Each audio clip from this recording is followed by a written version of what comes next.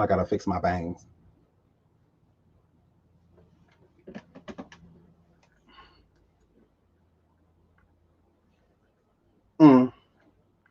I heard it was hoes looking for me. Ooh, daddy, you want me? Well, you can get this lap dance here for free. You could get this lap dance here for free. Chris, you could get this lap dance here for free, bitch. Yeah. Welcome back to your boy SeanDavieWay. I still got my motherfucking foot on Chris Stokes' neck and Mark Gay Houston. Yeah, yeah, yeah, yeah. And I won't let up until people get justice. Now y'all throwing me off because I was supposed to be calling the police on motherfucker Carol. Because I'm still working on getting a forceful warrant.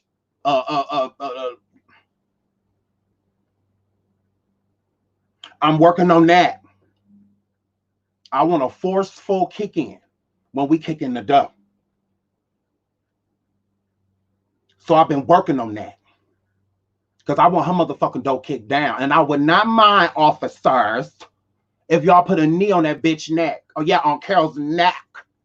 You put them, y'all do it to us. You do it to us. You do it to us. So when we go arrest Carol, because we're going to go arrest that bitch. When we go get her, I would not mind a knee on the neck. I wouldn't mind that. Or get this bitch. Forcefully. No, don't do it nice. Push that bitch down. Jump on her. All that shit. Jump on this whole shit. Got guns. And animals. I want her to be disrespected when we motherfucking arrest this bitch. So Caroline done with your ass. How? Don't think, I'm just taking a little bit of break, but I'm still calling the police on your ass tomorrow, bitch. I'm still calling the police on that hoe. But, hair flat. We're definitely going to be getting into Katrina. TAS, ask who, however the fuck you say that crazy bitch last name. This motherfucking lesbian, let's be honest, running around involuntarily eating motherfucking people coochie. So we definitely gonna be getting into her ass. Because we ain't done with these hoes. We ain't done. Chris, Marcus, and TAS, we getting you motherfucking hoes. Y'all got us fucked up. So, and shout out to my boy Ricky Romance. He hit me up like Sean, and he gave me a little bit of tea. So basically, Chris Stokes, he's aware of what's going on. And by him being aware of that, I'm just gonna let y'all know that motherfucker know. So since this bitch know, hi Chris, hey girl, rape lately, molest lately, allegedly, how? Yeah, bitch. Since you're watching, let me give your dry ass a show. Hey TAS girl, hey TAS, hey bitch, hi.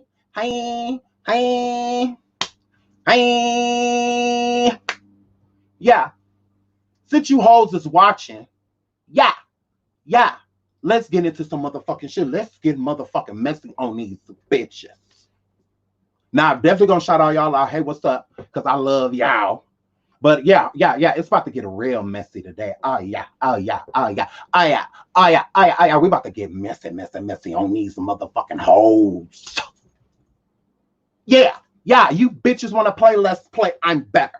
So let me shout y'all out real quick. Hi Mel, I love you. Hi Tina. Hi. Hey Risa girl. Hey Dara. Hi. Hey Lackey. Hey girl. Oh my God, Tiff West, I love you. Tiff, and now we got something going on. Y'all coming to Texas. Y'all gonna get, you can't sit with us live. I'm going to see my girl. We're getting that worked out. Hi Terry. Hi. Hey Bianca Boo. Hey, what's up? Andrew. What's up? Hey. Z. Hey Z girl. Hi. This is my girl from Station. Hey Z girl. Hi Lisa. Hi. Hey 80s baby. Hi. Hey Nunu bitchy. Hair flat. Hey Camila. Hi. Demiria. Hi. Hey Bianca Boo. Oh my God, I'm loving your new profile picture, girl. Girl, you was giving me face. On these hoes. Girl, you better do it when you can do it, girl. Shanati. Hi. Hey, my girl, Jezebel. Hey, Jezebel, girl. Itsy, hi. Oh my God, hi. Pink Unicorn. Hi. Oh my God, I love you. Shadry, hi. Yana, hi. Mr. Cow. Hey, Mr. Cowgirl. You know, hey, Mary. Hey, Mary. Hey.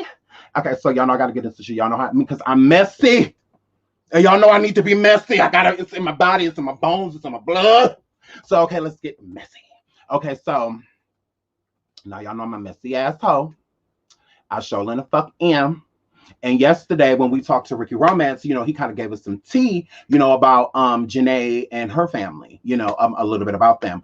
There were some people confused in the comments about, rest in peace to Jhene's brother, but no, he did not, commit suicide. He has passed away. He passed away from cancer. So, yeah, just to clarify that, because I saw that in the chat yesterday, and I'm just like, yeah, no, that didn't happen. But yeah, her flip. Now, TAS, Katrina TAS, Ashley, let me put this bitch on a motherfucking screen. Yeah, ho. Yeah, because you let her hide. No, come out of hiding, ho. Come out of hiding, ho. Come out of hiding, ho. So this bitch TAS to the left, depending on what side of the screen you own, with the motherfucking ascot on with no neck. This bitch, yeah, this, let's be honest, in the motherfucking gray and black. Her ass and her gay fat brother in the middle. Yeah, Chris Stokes, takes one to know one if you're going to be a pedo. So I guess you got to have a couple friends. So these two motherfuckers that was ripping and running around the industry, touching on people's children, allegedly. Yeah. So this whole TAS, I'm going to put this bitch back on the screen so I want y'all to know who this hoe is. TAS, allegedly, from Raz B, he said that on his 14th birthday, he lost his virginity to this grown-ass bitch. To this bisexual, let's be motherfucking honest. All right? Her. This is who he alleges, Raz B, at 14 years old, the one in the blue, in this photograph, not the gay person in the burgundy, the one in the confused one with the blue on, him. So he said that this hoe took his virginity basically at 14. He lost his virginity at 14 to a woman, and the person he lost it to was her. So, yeah. So she was the CFO with TUG Records when that shit existed before both of these idiots got together and just so happened to have kind of a good idea, if you will. And, TUG did really good. At one point it was doing good before they bankrupt that shit because all they was doing was robbing them goddamn boys. All of them, everybody that was on the label on his Diddy shit, on his Puff Daddy shit, robbed every goddamn body. Yeah. And, left them basically, to dry. So Raz B, among his brother Ricky Romance, stated that Chris Stokes molested them, started from a very young age, So Ricky also admitted that when he was younger, that he taught his younger brother to masturbate. Because that is how, when he was being abused, one of the things that Chris Stokes, and Chris Stokes is also on this picture, he learned from him, and he knew that Raz was going to be, going to work with them basically, so basically like grooming him, in a way, but not like in a deliberate way, but like low key, like, this is what I know, let me teach you, so which, whatever. So this bitch TAS is a bisexual, right? And she sleep with women and men. Now, it is alleged that TAS molested Miyoko, the one with the purple hair. These are Jhene and her two sisters. Now, Miyoko is the one with the pretty purple hair in this photo. And they were in this group when they were younger called Girl, right? And this group traveled on the road with Immature. Okay, so this is how they come into play to know, what they had already knew of each other, but to get to know each other better. Now, if you notice up there, because I thought that was, what's her name, Brandy from Love and Hip Hop before she left on her husband. I thought that was her. The one I'm like, is that Brandy? Let me find out. So, so they were in a group. And this group, once again, traveled with them, and whatnot. So, Jhene, my girl, I love her, but I'm sorry, Jhene, we about to get into some shit. So yesterday, if you guys are here, I played a clip of Jhene stating that, her and her sisters, they don't really talk about music, that they just don't do that shit. Like, that's not what they do, you know, which is weird because Mila, Jhene's older sister, which is in this photograph as well, in the green, Mila does music as well. Her name is Mila J. And she does music as well. And she's a great artist. And she's fucking drop dead gorgeous. All of them are beautiful. Like, Jhene just got a beautiful fucking family, right? So, anyways, so Mila still does music, you know, as of recent. But her and Jhene do not collaborate. They don't have any songs together. And it's just weird, you know, as siblings to not have done any, you know, music together, you know. But yeah, so this bitch TAS, this hoe, yeah, we're gonna get into some shit. Okay, so let me share the screen quick.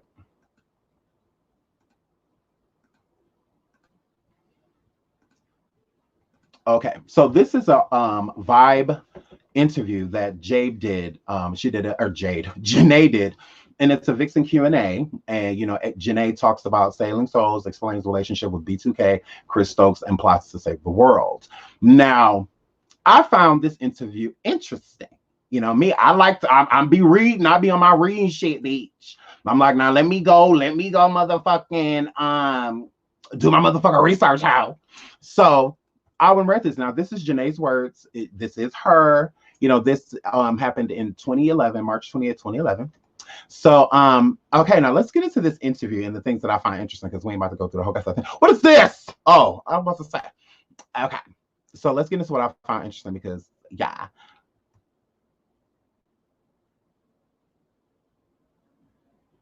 Okay, right here.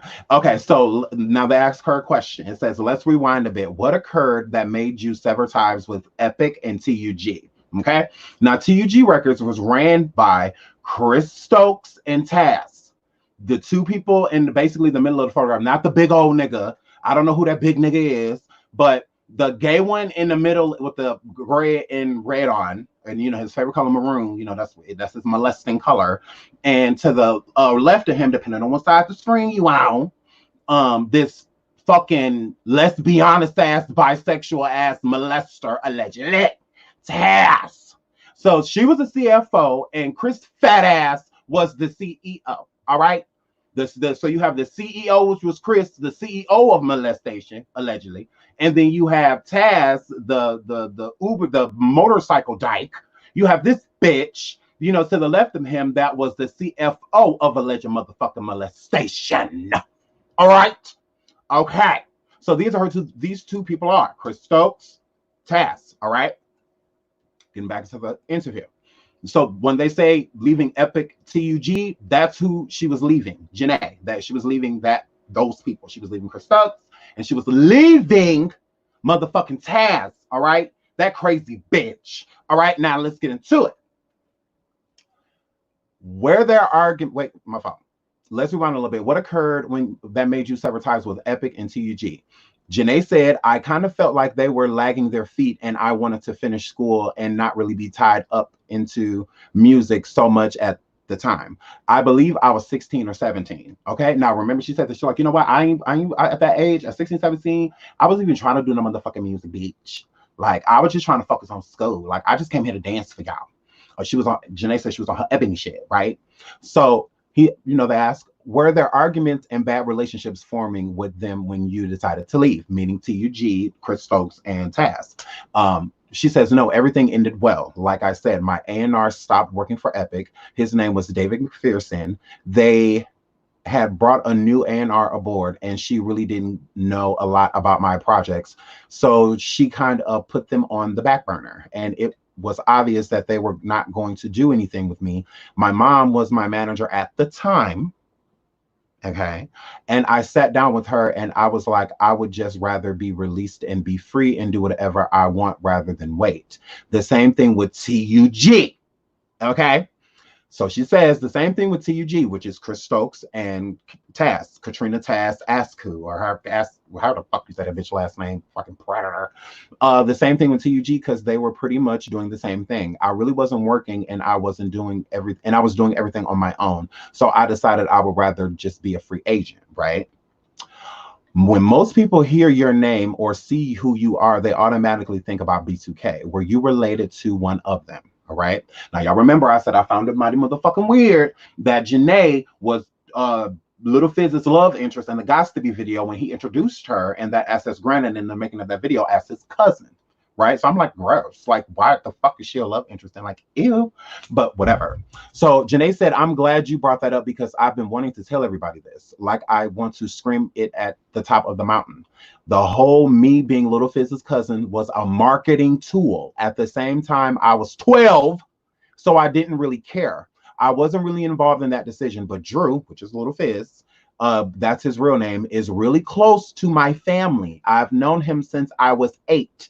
He was like a cousin. He used to be in a group with my oldest brother when they were little, like 10. So I did grow up around him, but I didn't know that they were going to say in parentheses by my name, Little Fizz's cousin. Everybody says that, but I really don't reply to it anymore because it becomes a lot to explain. All right. What's your relationship with Little Fizz and the other members of B2K now? All right. I honestly haven't talked to them in years and years. Omarion is my daughter's uncle. Omarion is my daughter's uncle. So I see him more often, but I don't have personal relationships with any of them anymore. So any of them, although that's my daughter's uncle, I don't have a relationship with him. I see him, but I don't have a relationship with him. Okay. Not because there's anything negative between us, but they're busy and I'm busy and they live far away, which last I heard all of them live in California, but whatever.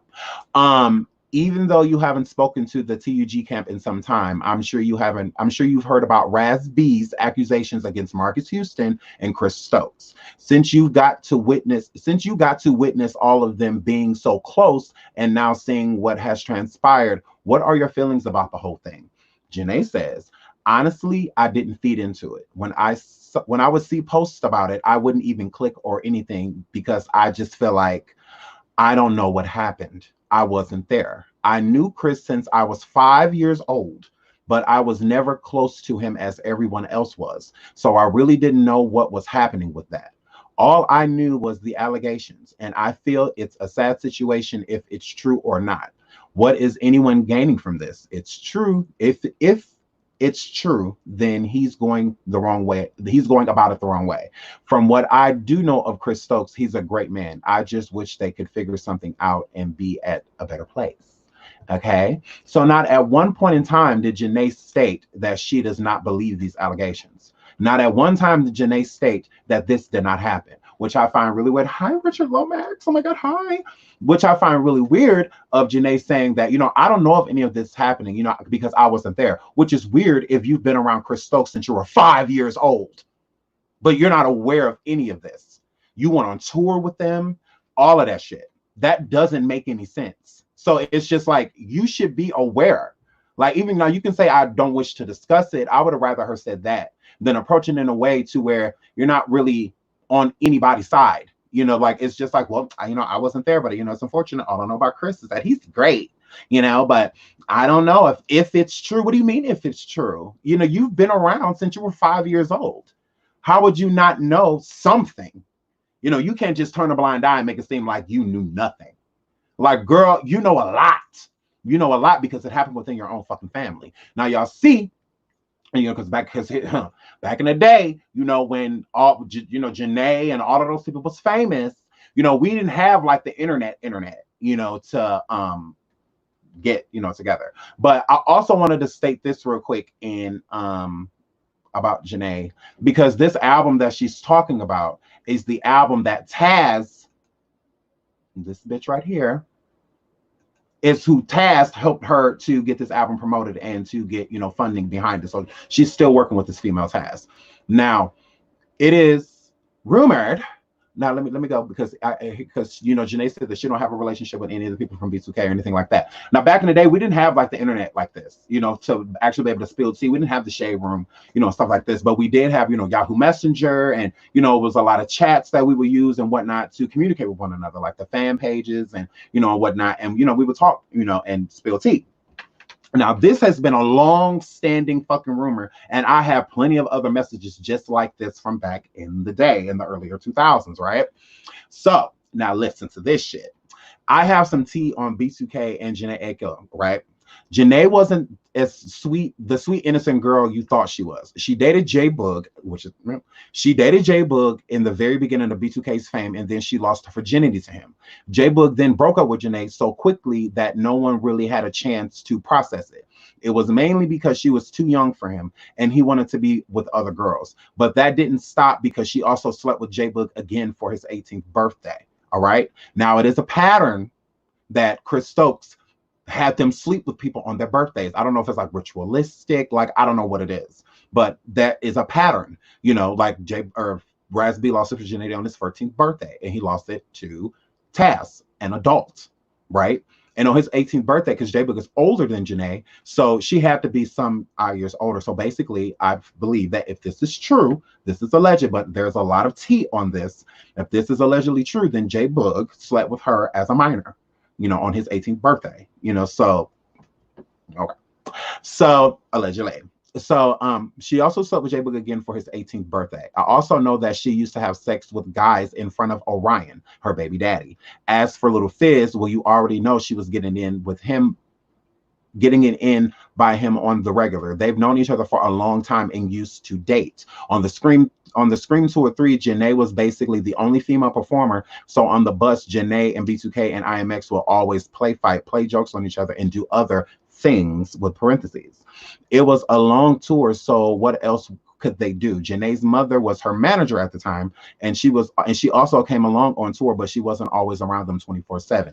Now, the same thing in the R. Kelly case with the other singers about Aaliyah. They said, you know, her mom was there, but she was not there all the time. You know, there were times to where she wasn't around and shit was going down. You know, so yeah, she wasn't always there. So I mean, and Jhene's mom was her manager when she was on tour with B2K. Yes, she was. So that is true. So I'm just saying this tea has some truth to it. You know, so I'm not saying it's true, it's alleged, but still at the same time. So, anyways, Miyoko Chilombo, Jhene's older sister, used to date Marcus Houston back in the 90s when she and her girl group Girl would tour with IMX. Now, y'all know this is when IMX, well, before some members changed, and this was Girl. They were on tour together back in the day. Yes, they were. That's true. T. So she says she also has a son by Marcus Houston, and his nickname is also Batman. Years later in 2000, Mila J, also Jhene's older sister, dated Marcus Houston. And do y'all remember Katrina Askew, aka TAS? So when you click on this shit, this link, because TAS is not on any fucking social media, right? If you're not hiding, if you don't have anything to hide, why aren't you on social media? Whatever. But this is what you click, what happens when you click on the link. And it's called, oh, so it's you again. It was 11 posts, 0, and now it has 0 followers or 0 followers. And then it says it's always you. It doesn't matter who I am since I'm not wanted anyway. Yeah, yo ass know you not wanted, you fucking predator. And every time her ass get online and shit, all of this shit starts unfolding. So that's why she stays the fuck away with her scary ass. If you ain't do shit, if you weren't touching on people's children and all that goddamn shit, fuck you hiding for. Now, this is Jhene's sister, Miyoko, right? Gorgeous girl. And she allegedly is the one who is being molested by TAS. Now, when they were in the girl group, Girl is quote unquote allegedly when this sexual abuse started happening to her from TAS. So she was allegedly getting abused by TAS since before or while she was in this group called Girl, when they were on tour and stuff and whatnot. So allegedly something happened, right? But it's also alleged by Ricky Romance came on here and proved the allegation, not proved it true, but proved the allegation that Miyoko and TAS dated for a very long time. Even Miyoko lived with TAS for a very long time, and TAS provided a certain lifestyle for Miyoko, right? So Jhene, the interview that we played, she says that her and her sister, you know, they don't really talk about music, you know, which is weird because Mila is still an artist. Now, you see there's promotion right here for Jhene, and I believe she posted this. I think this is Jhene too. I think, yes, that was for Jhene's birthday. Yeah. So, but she randomly just posted this, you know, not too long ago or whatever, weeks ago, with one of her last posts. It says, I don't know what's going on, but it's a lot, right? Now, that can say anything, anything. It literally can say anything. But so at the same time, I feel like it can express depression, you know, all types of things where you truly don't know what's going on with the person, especially if they don't tell you, right? Now, Jhene does music, okay, as you see, because she's promoting Jhene's album right here, you know, Jhene's latest album, which is great. If you haven't heard it, go listen. I love it. But Mila is the older sister, and as you see, her and Mila are around each other a lot. You know, that's her Mila right there. I mean, yeah, Mila. That's her Mila right there. This is a like half sister, I believe. They fucking got a gorgeous fucking family. Like they're just fucking beautiful people. Like that's what they have to say. But they're, yeah, I mean, they're just fucking gorgeous people. But anyways, so you see, like if you go scrolling through, you don't really see much of Jhene on here. Like randomly you'll see Jhene, but like here's Mila's album. You know, she's promoting Mila's album, right? And then here's a picture of Mila. Hermie, oop, my fault. Hermie, ooh. Okay, I will do it later. Here's a picture of her Mila. You know. And here's another her promote Mila. You know, and here she is again promoting Mila. You know, where's all of this for Jhene? You know, so I'm just like, okay, well, okay, Mila, once again. Mila.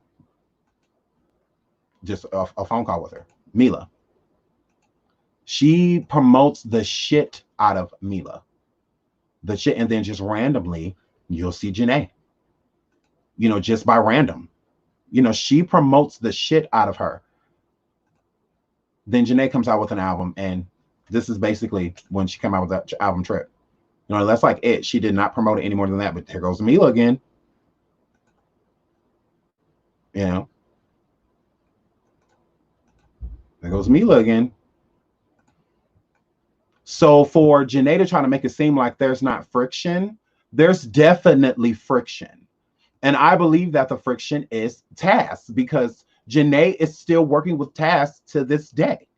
I believe that that is the friction.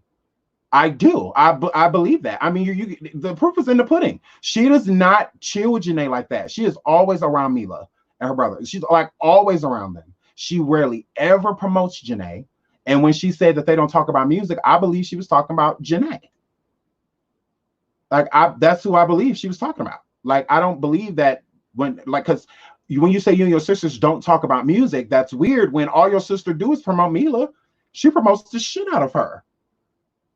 Like, but she does not promote Jhene like that. Like, why not? I mean, why doesn't she promote Jhene in that manner? Like she did, and everything I'm scrolling past, she could have shown Jhene, but she does. This is her stepsister. Like, oh, I'm not they stepsister. I think they have sister. Isn't she fucking gorgeous? Like, oh my god, like they just got a fucking beautiful fucking family. Like I'm just like, oh my god, all the guys are beautiful. But yeah, I mean, you know, you could tell she acknowledges the fact that she's related to Jhene, but she doesn't promote her. You know, so it's just like, why would I not believe that there's no friction if you're constantly promoting Mila's music, but you rarely ever promote Jhene's? Because Mila does not have any dealings with TAS, from what I've gathered. They don't have any dealings. So is that why she promotes the shit out of Mila J? Because Mila doesn't have anything to do with TAS, and Jhene is still working with TAS to this day?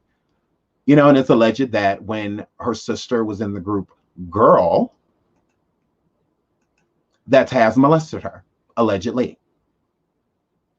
So is that the friction why they don't really speak to one another? And when they do speak to one another, music never comes up just because then TAS has to come up. And then for people to say, because there were people saying, oh, Jhene doesn't work with TAS. Jhene doesn't work with TAS. None of them work with TAS. None of them work with TAS. Okay, well, what do you guys think about that? So about Katrina TAS Askew. Now, it's not easy to find this bitch because she stays very mystique because of all of the allegations. But now, here's T. TAS is greatly appreciated by her peers sitting in her LA Art Club office in LA. She recalls randomly falling into a heap of compliments from music mogul Antonio L.A. Reid just months ago. The current CEO of Epic Records had invited her to his Los Angeles office to chat in the midst of the conversation. She played him music from her Grammy-nominated client's forthcoming 2017's project, right? Now, I'm not about to get into all this shit, but I'm just going to let you guys know that here's my tea on that they still definitely work together, and Taz definitely works with other people. She just does it underneath the radar to where her name doesn't really pop up in too much because of the allegations, right? So it says, first she teased Fresh Goods with a sultry all R&B singer, Jhene Aiko, right? Then came new slabbers from Slick Funk star Anderson .Paak. Askew wrapped up with tunes from her new signee, a production whiz named Oshi Reed, whatever. Was floored so much that the next day, at the company's holiday party, he gathered up with some staff and said, "Taz played me better music in 30 minutes than I've heard all year. This is the first time I felt culture since moving to Los Angeles." The message was clear. Askew stays on the pulse with what's new and hot, whatever. So let me get into right here. In 2015, TAS helped Omarion regain pop stardom with his girl nabbing jam "Supposed to Be." Bam! They still motherfucking work together, all right? Which she and Omarion personally walked over to Los Angeles radio station Power 106 and played when the most thought the singer had lost his touch. Everyone had kind of written him off, she recalls. Then this is Taz talking. Everyone had kind of written him off, she recalls. I had something to prove. It's her belief that pushed its first 100,000 singles sold. It's now triple platinum. Without the initial record label push, it was and Askew's cash that funded its chic music video, now which boasts more than 500 million views on YouTube. Supposed to Be even won a 2015 Soul Train Award for Best Collaboration. Taz was also an early believer in Jhene Aiko. Back in 2011, when the singer-songwriter debuted her mixtape Sailing Souls, Askew was right by her side when we had to give a bigger server. We had to get a bigger server because it was downloaded so many times, she says. Now, this is Askew talking. Now, let me reread this at the beginning, right? And I'm going to jump to something, I'm going to come back. Taz was also an early believer in Jhene Aiko. Back in 2011, when the singer-songwriter released her debut mixtape, Sailing Souls, Askew was right by her side. Now, in this interview that Jhene did about Sailing Souls, the Q&A, Jhene Aiko talks, Sailing Souls explains relationship with B2K, Chris Stokes, and plots to save the world. There is not one mention in this interview about Taz. Not one particle of this interview does Taz come up. Why, Jhene? Why, Jhene? 2011, this interview was done. March, where we go back up to the top. March 28th, 2011 at 4:09 motherfucking p.m., bitch. All right, now let's go back to this.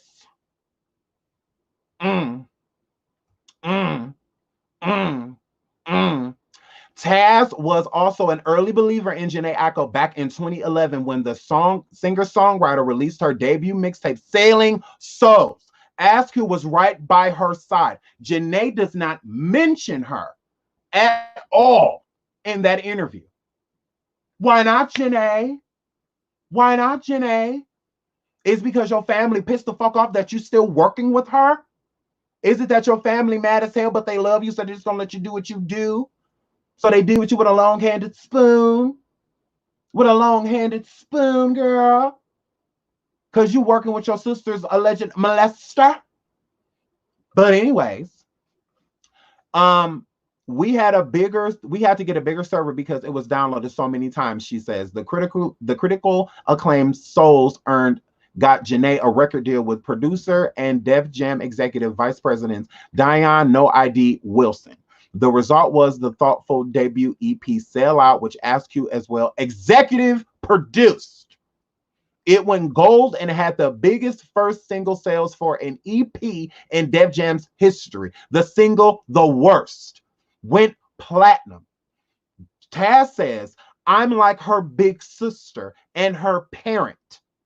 Taz says of her relationship with Aiko. Clearly, she's done a tremendous job guiding her.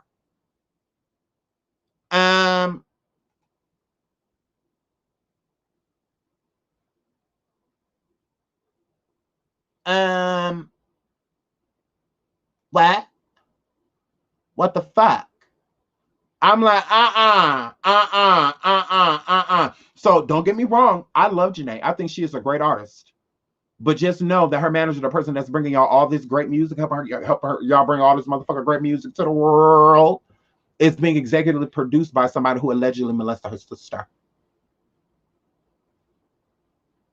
Yeah. Mm-hmm. Yeah. Yeah. Yeah. Yeah. So let's get into some more shit. Because y'all know me, I like to dive. Y'all know me, I'm a nosy ass hoe. I'm a nosy ass hoe. So I went over to Vibe Books, right? What happened? Wait a minute. This is not how it was. No. Wait a minute. I gotta find it. Okay, here it is. Okay. Okay, it's fine. Okay. So y'all know me, I'm a nosy ass hoe. So I kept researching, right? I kept doing more reading and more reading and more reading. Okay, so now this is J Book, Jarrell J Book Houston, all right? So this is article right here. It's in Vibe Books, and y'all can go pull this up yourself. So, and I've been, y'all know me, I like to do my motherfucking research, bitch. So I'm reading this book, right? And it says in 1999, this is about allegations. In 1990, a 21-year-old producer named Chris Stokes recruited 3 Los Angeles elementary students to create an R&B flavored pop group known as Immature.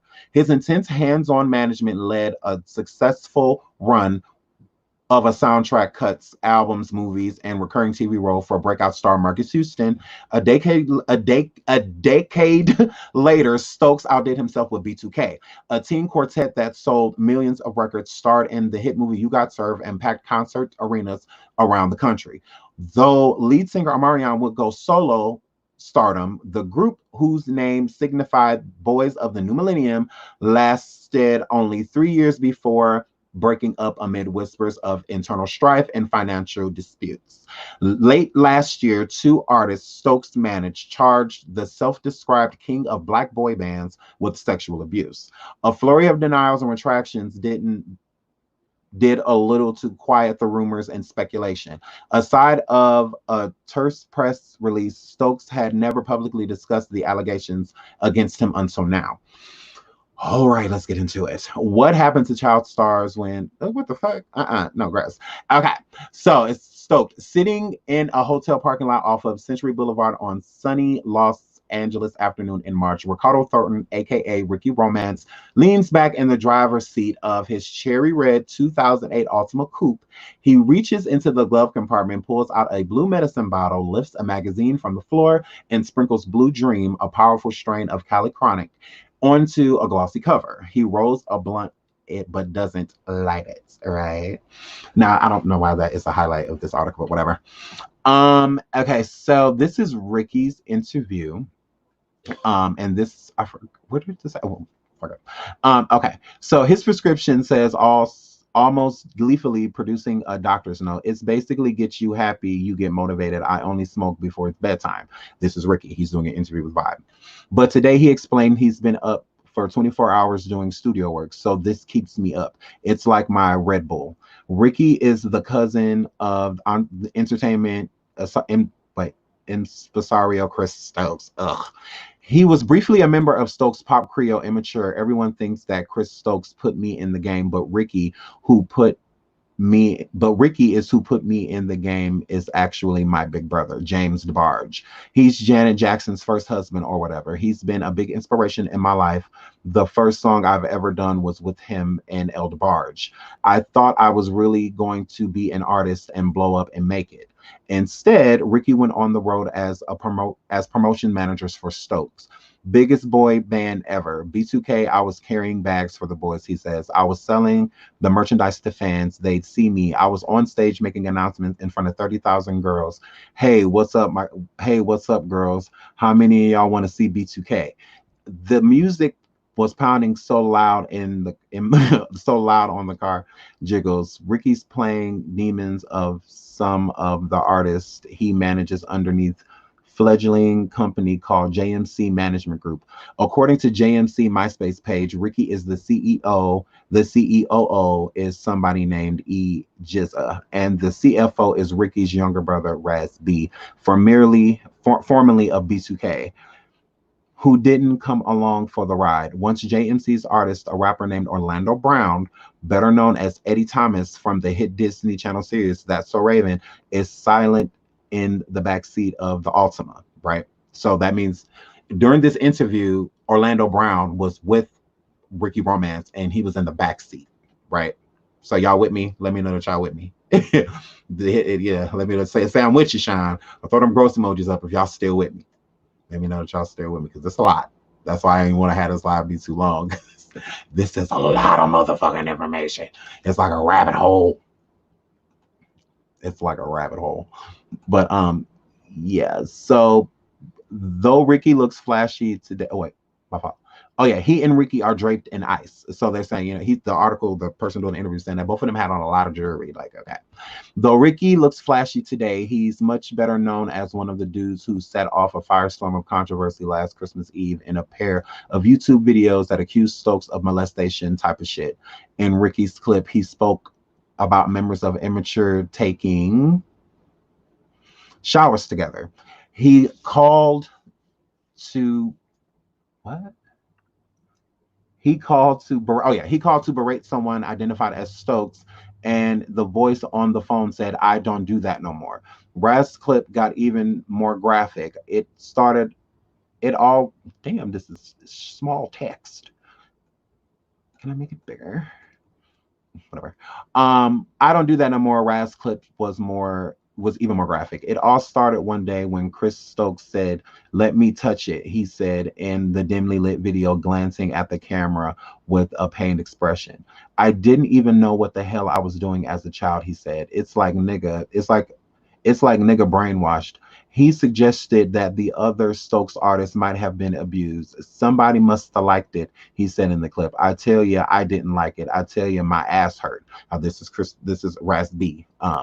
Stokes was quick to respond. "The accusations that Demario Raz B Thornton and Ricardo Thornton have made are vehemently false and hold no merit," read the statement that was emailed the same day the videos were uploaded.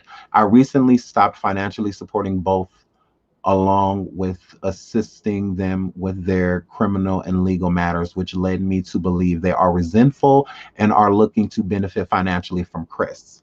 B2K's breakout star Omarion is also B2K's breakout star Omarion is also issued a statement. "Raz B Thornton and Ricardo Thornton are lying regarding Chris Stokes. Chris Stokes is a father figure to me and so many others in the industry. He guided us, helped raised us, and is nothing more than an inspiration and someone I respect and look up to. I have spent countless hours, days, weeks, and months with this man since the age of 5 and have never once seen him misbehave inappropriately. He's married to my aunt, and I know this man very well. I stand behind him with no question whatsoever. Then let him babysit your motherfucking son, Omarion. Let him babysit your son, Omarion. Let him babysit. Mm, mm, mm, mm. Let him babysit. Mega. Let him babysit. I bet you won't. I bet you won't. I bet you won't. I bet you won't.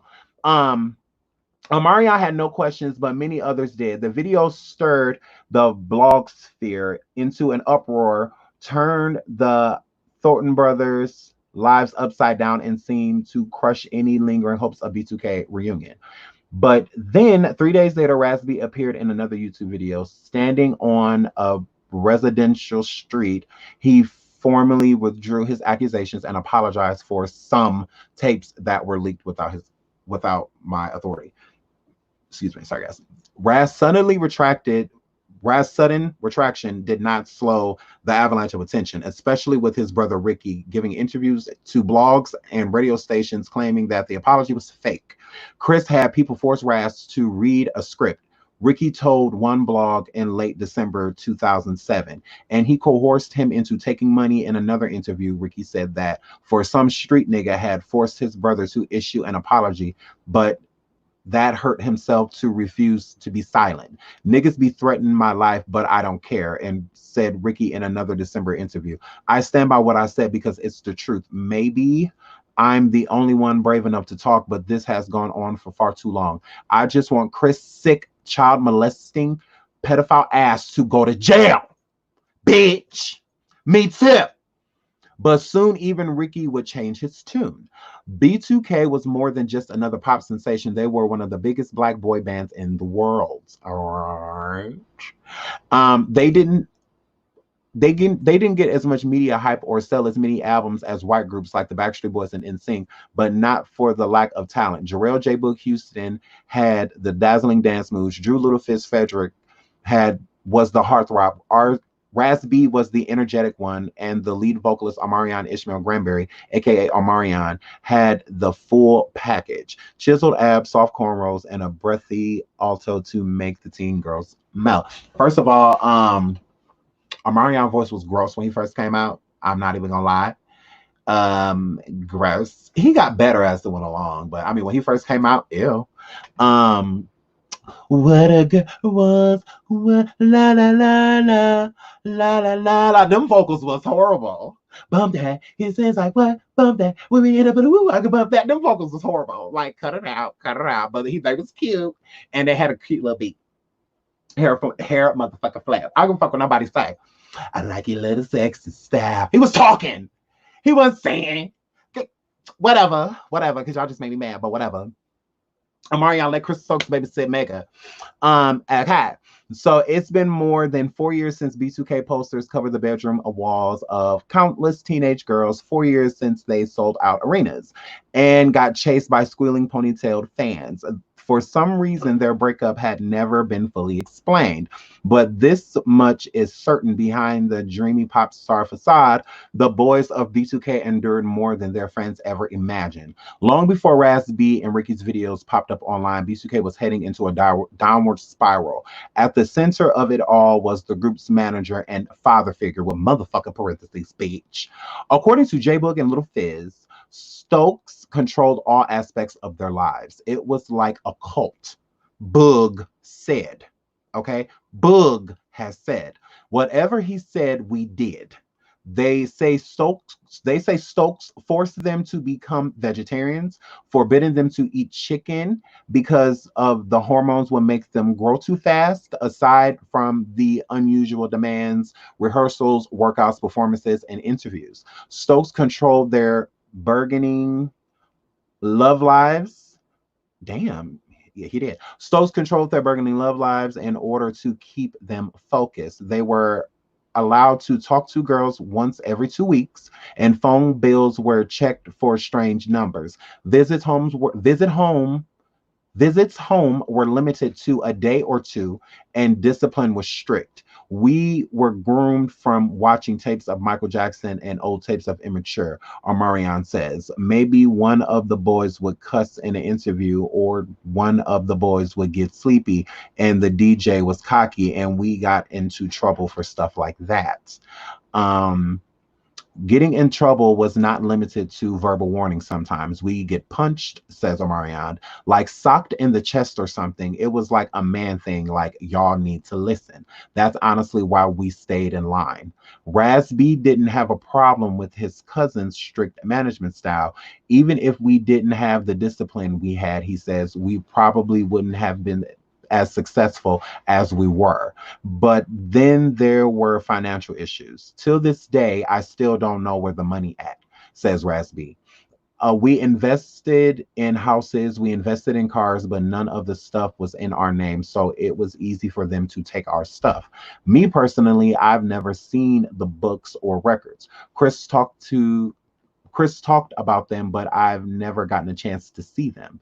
When Stokes says when I'm not a press person, it's no exaggeration. Vibe first requested an interview with the producer management in January 2008, soon after the abuse allegations aired on the YouTube.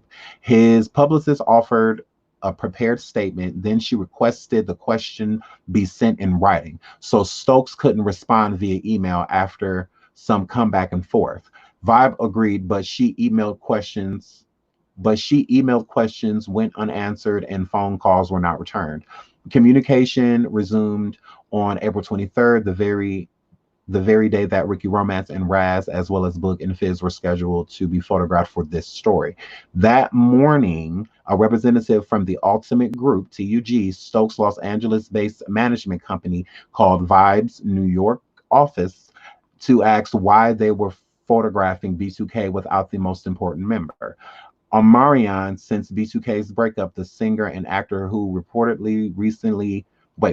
recently released from his deal at Columbia and is now said to be working on a new album with Timbaland and Pharrell, continues to work with the Ultimate Group, as does Marcus Houston, formerly, formerly of Immature and now the president of TUG, after arranging phone calls and interviews with Omarion and Houston, both of whom vouched for their manager's character and dismissed the allegations against him. Stokes himself came to the phone. Now, this is Chris Stokes. I'm not in the public, sweetheart. You're like a gay. So this queer says, I'm not in the public, sweetheart. Stokes says, he says he decided to speak because people have the wrong idea about him. I'm a Christian man and I'm an honest person. He says, you'd probably want to be my friend if you got to know me. Ew, you fucking queer. No. I just want the vibe readers to know I treat artists like family. I hear you do. And once you achieve certain amount of recognition and success, you become a target. That success did not come easily for Stokes, an LA native who was born in 1969. A lot of people don't know that, but I grew up in the hood. He says, my mom was a single parent with 6 kids. He describes himself as a really ambitious kid who was pushing carts at the grocery store by the age of 18. I was kind of like the man of the house, he says, bringing food home to my mom and my sisters. He remembered telling his mother that he would make $10,000 one day. She laughed at me. Her friends laughed at me. Stokes recalls, now my name is the $100 million man. So I wonder what her friends are saying now. I'm like, Mom, you pushing 2 Mercedes. Now I got the house on the hill. How you feel now? Bitch, what's this got to do with you touching people kids, ho? Stokes says he was inspired by Michael Bivins, a former member of the 80s boy band New Edition, who went on to create successful music groups like Belle Biv DeVoe, 702, Boyz II Men, and Another Bad Creation. I thought he was a great businessman, says Stokes. You know, ABC had sold 3 million records. So I said, let me do a boy group. No, let you touch on a boy group, ho. At age 21, Stokes began putting together a trio who would become Immature. When we first started, we was 8 or 9, says Marcus Houston, a major fan of Another Bad Creation. Houston was a regular at his LA elementary school talent shows. One year, Chris came to our school, like R. Kelly, and he says we didn't know who he was because he wasn't famous at the time. He told me he was hiring a group like ABC, and I was with it. He talked to my mom and dad and just went for it. Stokes got his start in showbiz as a producer for his younger sister, Juanita, a rapper known as Smooth, who went on to record with Tupac Shakur, among others. I did a lot of producing, he says. I can't remember exactly because it's been a long time. He mentions producing for Bobby Brown and Belle Biv DeVoe, adding Michael Bivins was a very good friend of mine. Now, this is showing the chart of the people to where, Chris Stokes is, I'm alleging, is saying that, are related.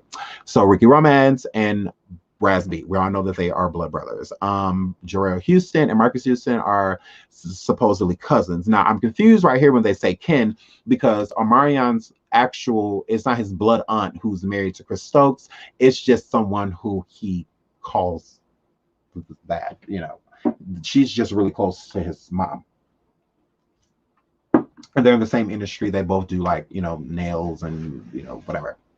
And so it's not his actual aunt. So I don't understand why they're saying that they're kin, because they're not. That they're saying Chris Stokes and Omarion are related, they're not. And then Little Fizz is right there. He's not related to nobody. And then they have TAS. That bitch ain't related to nobody. She just touching on fucking on everybody, motherfucking kids. Yeah. So yeah, that made me mad. So I have to say that. And so moving on, this is, wait, where did I miss where? Okay, okay. So we're gonna get, because we've gotten into Ricky. I want to get into what J Bug, have to say, and Little Fizz. Okay, so right here you see in caption it says, let me see, y'all still with me? Y'all still with me? Because this is a lot of tea. This is a lot of tea. This is a lot of tea. Okay, so Little Fizz said out his own mouth, Raz B had some kind of infatuation with Chris Stokes. That's why you don't see him here with us today. Anybody that decides to associate with that camp, I'm not going to associate with them because it's negative energy over there, period. All right, that's what Little Fizz said. All right. Now let's get into what the fuck they were talking about. Wait, did I miss something?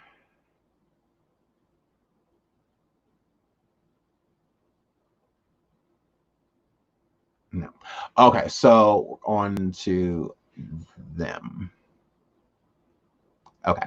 Rap driven, I wanted to be one to build the first R&B empire to end in the year 2009. He recruited his wife's nephew, Amarian. Now, this is still Chris Stokes talking. This is, where, because, wait, is this him talking to?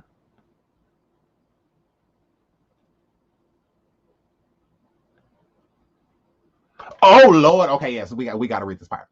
Okay. So, says Vivian when we asked about Stokes working with BBD. Belle Biv DeVoe does recall meeting Stokes back when he was still a member of New Edition. He told me his sister Smooth was a big fan and he wanted me to meet and wanted to meet me, recalls Bivens. He might have submitted something, Bivens adds, but there's not a song on our album from Chris. In 1992, Immature's debut on the worst behavior was on our worst behavior was released by Virgin Records. The first time I ever saw the kids was in a video, Bivens says. I was like, oh, okay, I got to keep my eyes I have to keep my boys hot because somebody is trying to steal their spot. Talking about Another Bad Creation, because that was his group. After negotiating a new deal with the MCA, Stokes went on to produce 3 more albums, immature albums. 1994's Playtime Is Over, their biggest seller, which went gold, followed by 1995's We Got It, and 1997's The Journey. He worked with the future superstar Brandy Norwood, as well as 12-year-old singer from Texas named Quentin Tarver. Stokes eventually tried his hands at performing with his business partner Katrina TAS Askew, how the fuck is that a bitch name, and a duo Wataz, that gay shit, 2 gays in a video. Fully Loaded, ew, gross. And 1998 debut Natural High Fully Loaded included the single Ooh Ah Ooh, which peaked at number 80 motherfucking 1, bitch, on Billboard's R&B singles charts. You have a lot of moguls out there who have been successful performers like Jay-Z and Puffy, says Stokes, but me personally, I felt I was a better businessman than singer. I agree, because you was fucking trash, bitch. Focusing on his business, Stokes established the Ultimate Group, a powerhouse of young R&B hopefuls. The company kept a house in Studio City, California, that was reminiscent of Old Town Lou Pearl's 36 million, what? Oh, 6 million recording and rehearsal facility in Orlando, where groups like NSYNC and Backstreet Boys honed their skills. I saw my colleagues like Diddy, Jermaine Dupri, and Master P building their repertoire. Stokes says, I felt like we all were rap driven. I wanted to be the one to build the first R&B empire. To that end, the year of 2000, he recruited his wife's nephew, Amarian, to become the lead singer in the group B2K, which stood for the Boys of the New Millennium. Stokes wanted to create a Puffy-like empire, and a Bad Boy CEO was featured on the biggest Stokes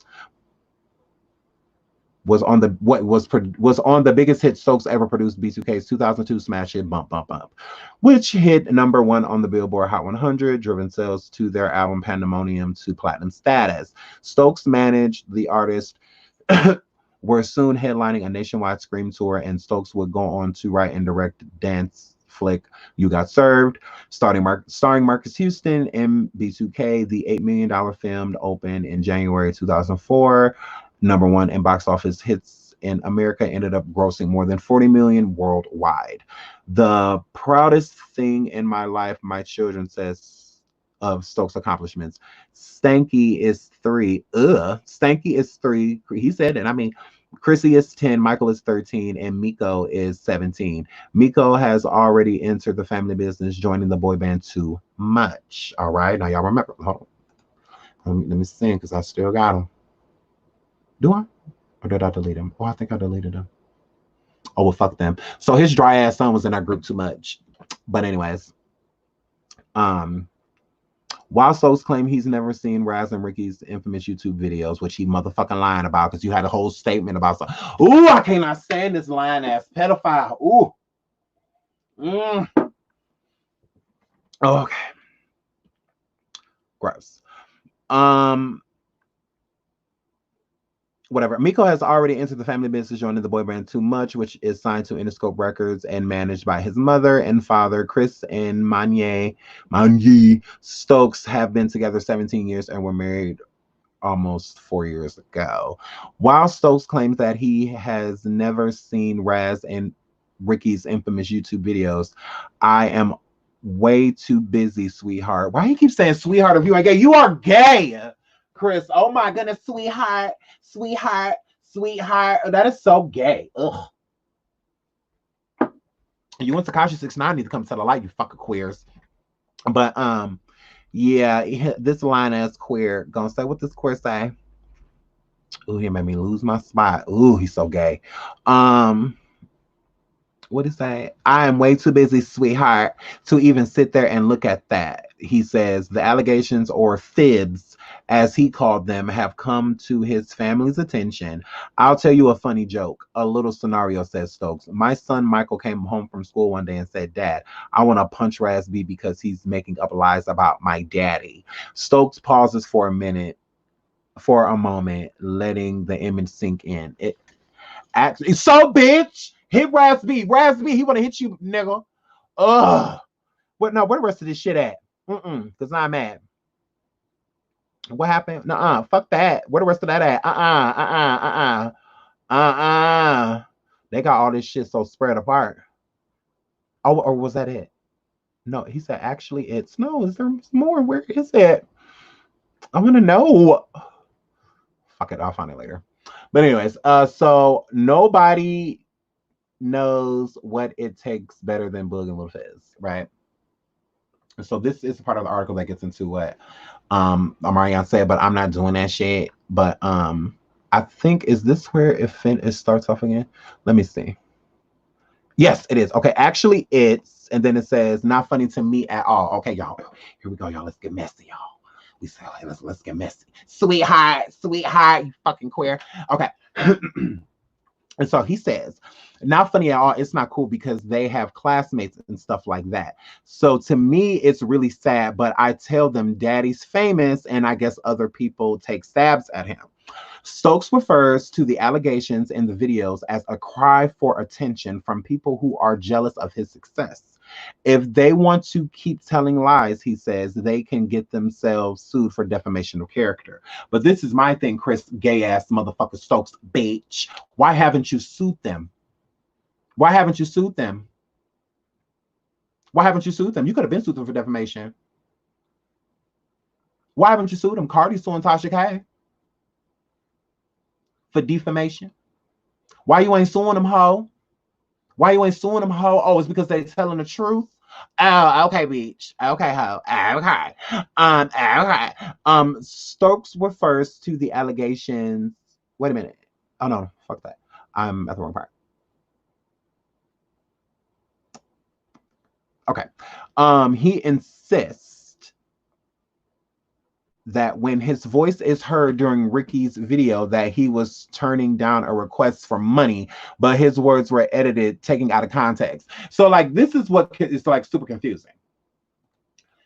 Chris Gas Stokes said that he didn't watch the videos. You know, I didn't watch that shit, sweetheart, honey. I didn't watch that shit. I didn't watch it. So if you didn't watch it, then how are you responding to what you said in the video? In the video, you said that you don't do that anymore. You said that. And you know what the fuck the men were talking about. You know what Ricky was talking about, and you know what the fuck Raz B was talking about, bitch. You know what they were talking about, ho.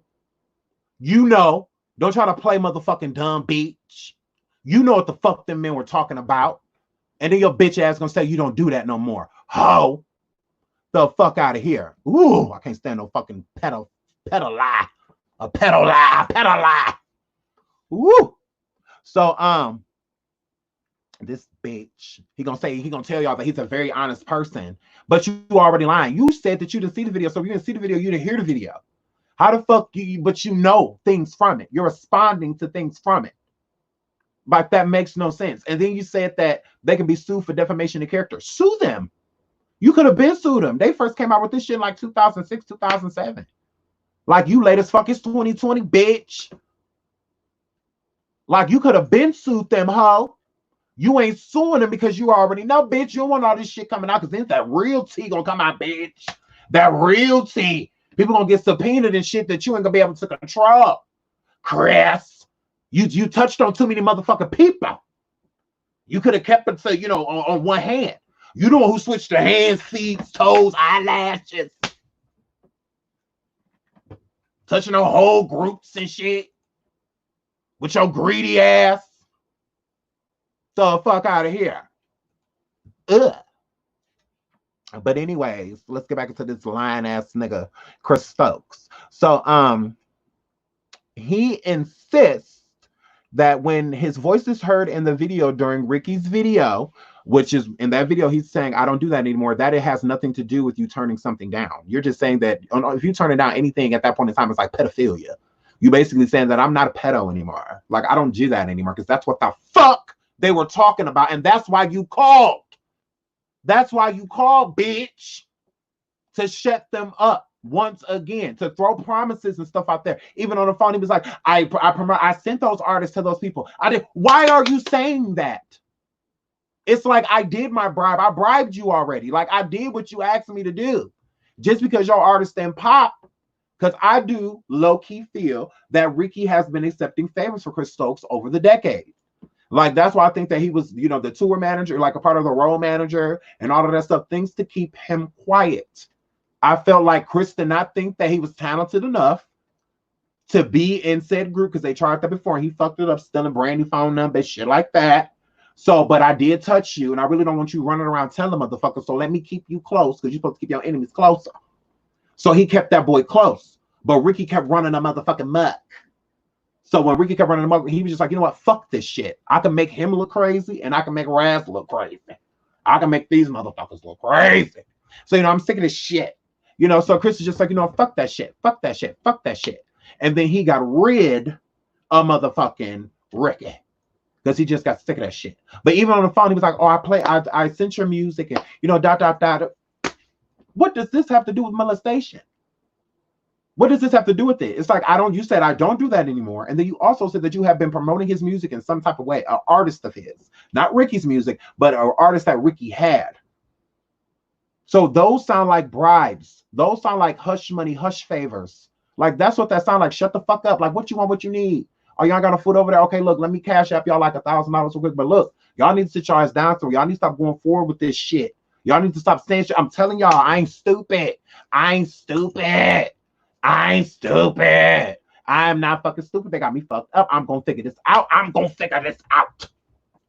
Okay, back to this fucking sweetheart, this gay Chris Stokes interview.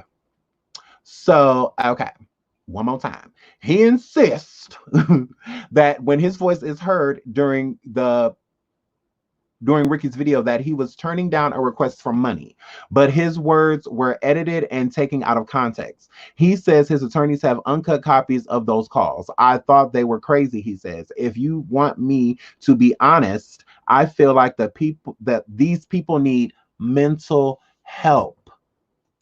So I told you, he trying to make them look crazy. He trying to make Raz B look crazy. He trying to make Ricky Romance look crazy. These people aren't crazy. They know what the fuck happened to them. You cannot take a person's trauma or experience away from them because it doesn't share you in a good life. So I need to take this away. I need to make people think that this is false. I need to make people think that they're crazy. I need to make people think that Raz B is bipolar. I have to keep pushing the fact that he keeps getting in trouble, that he keeps doing things. Make sure that type of shit is spotlighted. So when people say, somebody can say, oh, y'all don't see all the trouble he got in? He did this. He did that. He's crazy. But he's capable of all of these things. But y'all really think I did that? Raz B is fucking psycho. Ricky Romance is fucking crazy. They both off of their rocker need to be admitted some goddamn where. But he ain't said none of this about them before the allegations. Why, when Raz B comes out with allegations, when Ricky Romance comes out with allegations, all of a sudden they're psycho. But while Raz B was inside of B2K, he wasn't psycho. When Ricky Romance was in Immature, he wasn't psycho. When Ricky Romance was on tour as the tour manager and things of that nature, he wasn't psycho. When he was on stage yelling to 30,000 of women, what's up, ladies? Y'all ready to see B2K? He wasn't psycho. But then as soon as they come forward with something that, once again, does not shed Chris Stokes or Katrina motherfucking TAS Askew in a good light, now all of a sudden, they're crazy. Now all of a sudden, they're bipolar. Now all of a sudden, they're mental cases. Well, they weren't all of this shit prior. Why did we hear about that before? Why all of a sudden they come forward saying something about you? They crazy. But they were sane prior. Make it make sense. Because that does not make sense. Why you ain't calling nobody else crazy? J-Boog said you controlled his whole fucking life. J-Boog said they were not allowed to have girlfriends. They weren't allowed to eat certain things. They weren't allowed to dress a certain way. They weren't allowed to really do anything. When they went home, they cannot stay home longer than a day or two, which is enough time so that certain information don't get out. If I only leave them home for a day or two, I can rip them from their families again before they get back trusting enough to actually tell them what the fuck is going on. So they can't stay home long. The longer you stay, the more comfortable you get, the more information come out, bitch. The more information come out, bitch. So it's different when you're afraid. And he's sitting there punching them kids in their chest and shit, intimidating the fuck out of them with that big ass security. They can't even eat meat. So they can't even be strong and fight back. They just all up in the studio getting anime bullet. All up in the studio. She didn't even want to have sex with Ike in that studio when she was singing that song, bitch. I don't give a fuck if they was married. That was still low-key rape, bitch. So now you anime bulla these goddamn kids in the studio and goddamn shit. So I'm going to make sure that they don't stay home long. I'm going to make sure that they only stay home a certain amount of time before their mother and them start loving on them too good. And then they fuck around, start crying and shit. Like, mom, save me. You know, like, hell no. 24 to 48, mother, to 46 motherfucking hours. Those are predator motherfucking tendencies in this bitch. He controlled everything. He wanted to keep them looking young. For who? Girls like guys that grow up because they grown up too. Who the fuck want to be introduced to a group at 12 and they just turn in 31 and the group still look the fucking same? Gross. We want them to motherfucking grow up, bitch. You didn't want them to grow up because you like what they look like as children. Ho. So you wanted to keep them looking the same, bitch. R. Kelly did the same motherfucking thing. Was starving them girls and shit so they could stay young and thin looking. He was doing the same shit, bitch. Same coat, but with a vagina. They could only wear certain shit, only go certain places when they did go home. It wasn't for long. And then this shit starting to ring a bell. NSYNC and Backstreet Boys, they went through some of the same shit.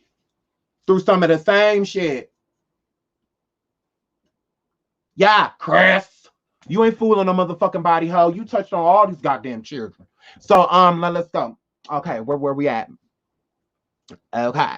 So he insists when the voice is heard. Oh no, I ain't about to keep reading that same shit. Okay, so he said that he feels like they need mental help. These people need mental help. Talking about Raz B and Ricky Romance. Stokes' opinions are based on more than just a few minutes of the video footage, as both Ricky and Raz B are cousins, and a lot of people might not even realize that. What? As both Ricky and Raz B are cousins. Oh, so Chris Stokes said they're not even brothers, they motherfucking cousins. Let me find out. Grass, they just all this line. I cannot. Ooh, Lord. Because right up here, it's a chart. And on this chart, it says that Ricky and Raz are brothers. And then it points down to Chris Stokes, and then it points up as cousin and cousin. So these two are supposed to be brothers, and Chris is their cousin. But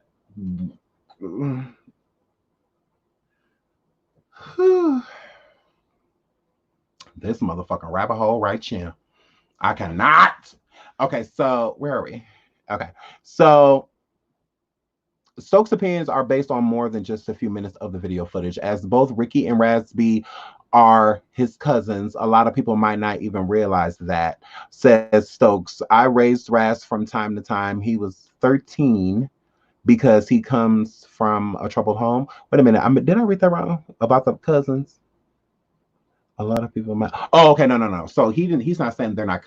He's not saying that they're cousins. My fault. Let me retract that. He's saying that a lot of people might not even realize that they are all cousins. Like that, Raz B and Ricky are his cousins. Okay, my bad. Retraction. Okay, I'm sorry. My bad. I like to give y'all facts, not fiction. Okay, so here we go.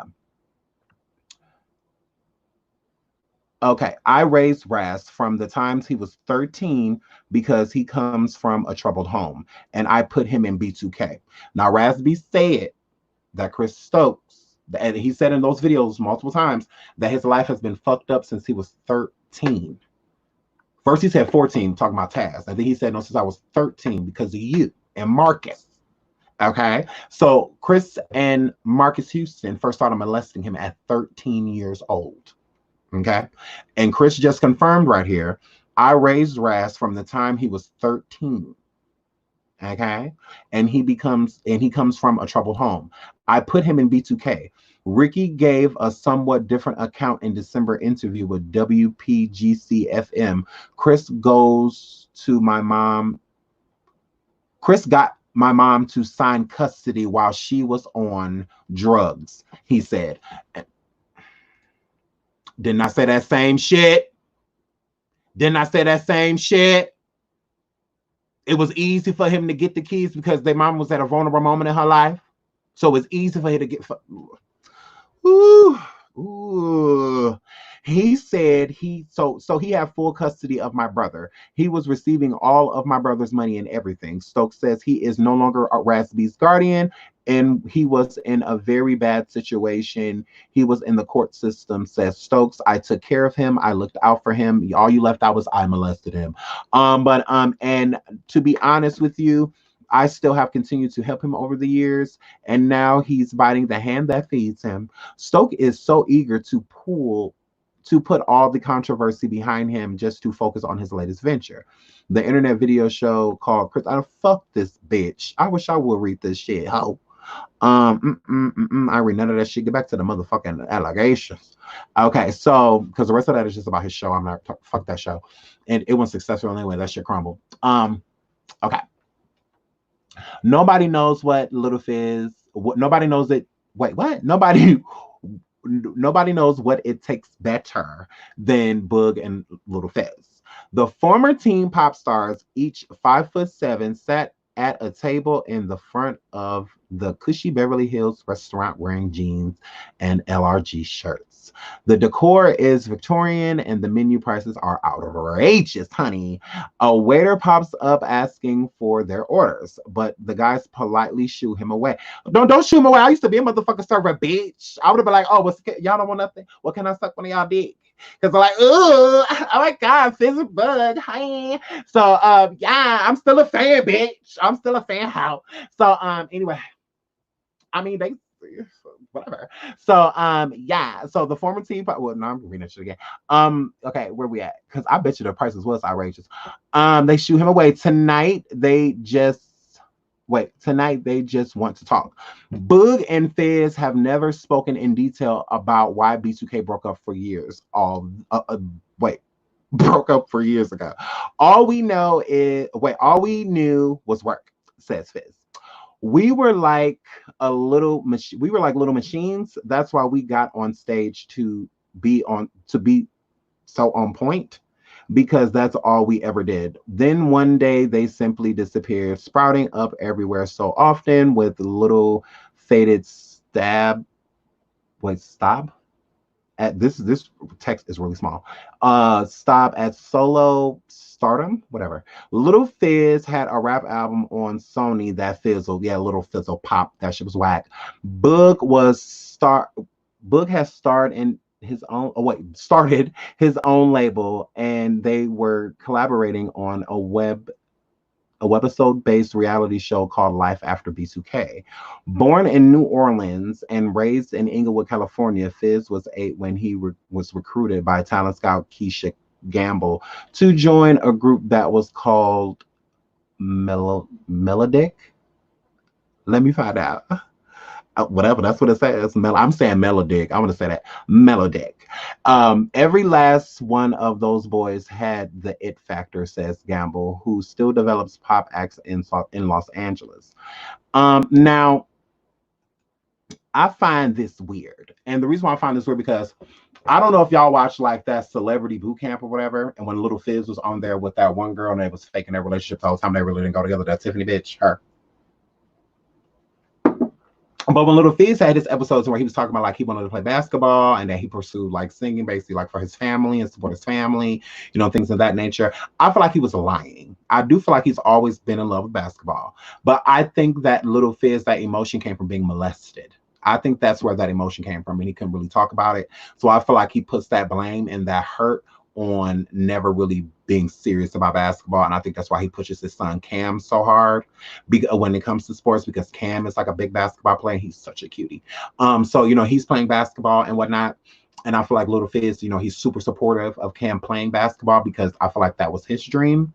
And when he did B2K and whatnot, like that really put money into his pocket and, at the beginning, really helped him financially. So he just kind of went with that because I feel like it's just like, well, I kind of screwed up with, doing basketball, but going to school and college and doing it the right way. So it's kind of like, well, let me just do this.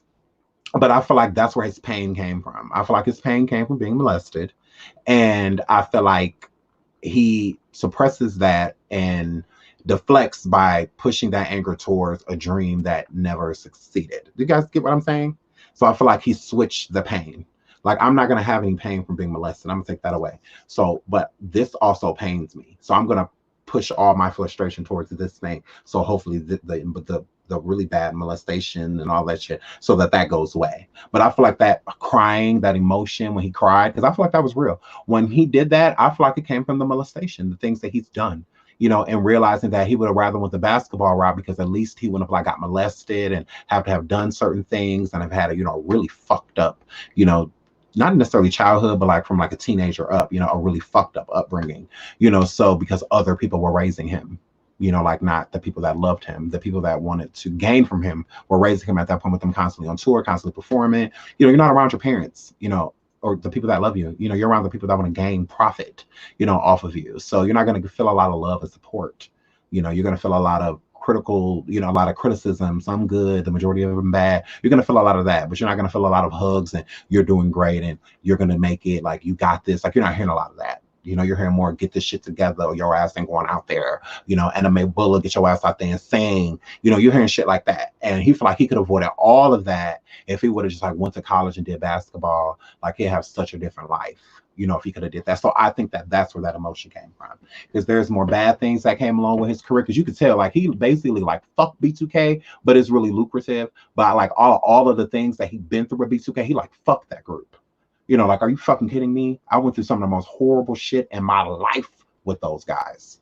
We were supposed to bond out of that shit, and it didn't, because we're all bonding for a negative reason. We're all bonding out of, being molested, basically. That's our common bond. That the arts, we all have the same abuser. So it's like no different than like the R. Kelly girls. They all have the same abuser. So that was their bond. That's not a positive bond. And y'all wonder why those girls, those women, they don't hang with each other. Like, you think that they chill every day. And now when that Surviving R. Kelly shit was like, yeah, they talked. But I guarantee you that shit died down, because you don't want to relive that shit every day. And talking to them, it's hard not to talk about it. You know, so I think that's the same thing with like Little Fizz and why they avoided each other, because if they didn't see each other, they didn't really have to talk about the elephant in the room, and that is definitely the elephant in the motherfucking room. I feel like Omarion and Fizz and all of those guys, they said what they needed to say to protect themselves financially, you know, and I feel like Raz B just didn't give a fuck. Raz B like, no, this shit has affected me. I can't even sleep. I can't even sleep. Wait, let's get back to this real quick. And so I'm gonna give y'all about like another 20 more minutes because I don't want this live to be too long, because I'm definitely coming back again with more tea. Like I told y'all, I got my foot on these motherfuckers' neck. I got all type of tea beach. I got all type of tea beach. So yeah. So it's just a quick, you know, right now we're talking about Raz or Ricky saying that Chris Stokes got custody of Raz B at 13, and at his mom was on drugs at that point in time. So that's why, you know, it made it easier for Chris to gain custody of Raz B. Okay. So he had full custody of my brother. He was receiving all my brother's money and everything. Now, Raz B has also said it in the past too. Like he said, I've never seen any of the money. I've never seen any of the books. You know, we put some there was houses, there was cars that we lived in, but none of it was in our name. Like none of it was building our credit or helping us or anything like that. It was just basically, here was a house that gave us a key, and that's what we say. So basically, it was like an Airbnb with a rental car. You see what I'm saying? Like the house that Raz B and Omarion and all of them, when they lived, like when they showed MTV Cribs and all of that shit, those were the houses that they stayed in, but none of them were houses that they owned. That's why when B2K broke up and J Boog and Lil Fizz and them came forward, like we ain't got shit. Like Chris Stokes financially like raped us basically. Like there's no money. Like we don't have a house. We don't have a car. Like when none of that shit real. Like that's just where we stayed, and those are the cars that we drove around, but they didn't belong to us. Like that car wasn't in my name. The house wasn't in my name. You know, so when we broke up and they told us to move the fuck around, we just had to move the fuck around.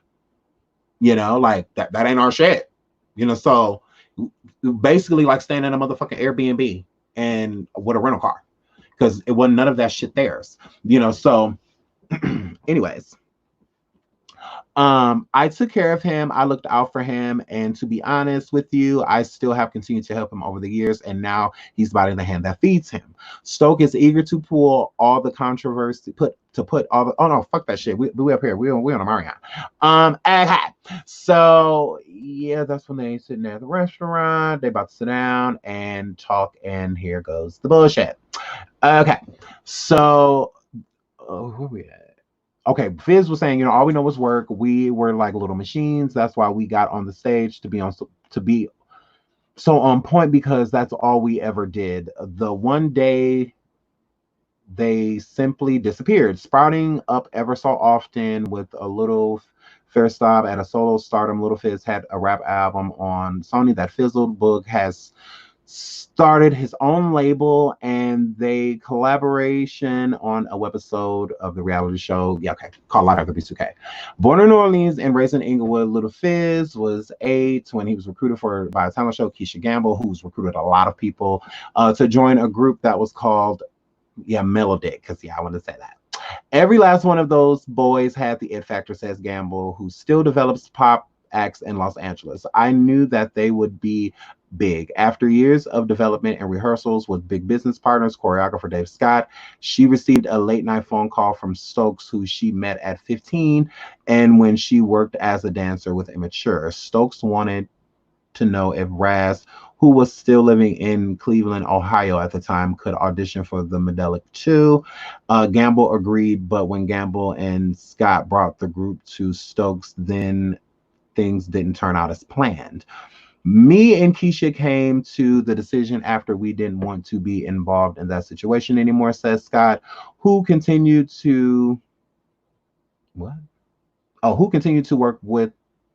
as the group's choreographer, but turned over manager duties to Stokes. We were uncomfortable with the way we were uncomfortable with the way TUG ran business. Chris is very manipulative to get what he wants, says Scott, who still works as the choreographer in Los Angeles. I just want to be a good person. I just want to be a good business person and a good person in general. And everybody's not like that. Let me find out. See, all to see. Chris, bitch. In their heyday, B2K could not have been more close knit. J Boog lived. Wait, my fault. Um, okay, in their heyday, B2K could not have been more close knit. J Boog lived with his cousin Marcus Houston and Omarion in his house, Diamond Bar, California. Jerome shared a Los Angeles house with Fizz, and Raz lived in Stokes' Studio City home. Okay. They when they weren't rehearsing, recording, performing, or promoting, most of the group's time was spent to try and escape Stokes' watchful eye. Parents were kept at a distance. Parents were kept at a distance at all aspect of the kids' lives. All right. From stylists to accountants, the were part of Stokes' circle. It was a controlling thing, Book says. The people he sent you to, adds Fizz, were all his people. But if Stokes wasn't watching the boys, they were also watching Stokes. Ooh. As the tour, as they tour, money poured in. They say Stokes' taste grew more extravagant. Book noticed that Stokes and Houston were living lavishly. Boog noticed that Stokes and Houston, Marcus, were living lavishly. I told y'all that these bitches was in a motherfucking relationship. I told y'all. Marcus Houston and Chris Stokes have been in a motherfucking relationship since Marcus Houston was a.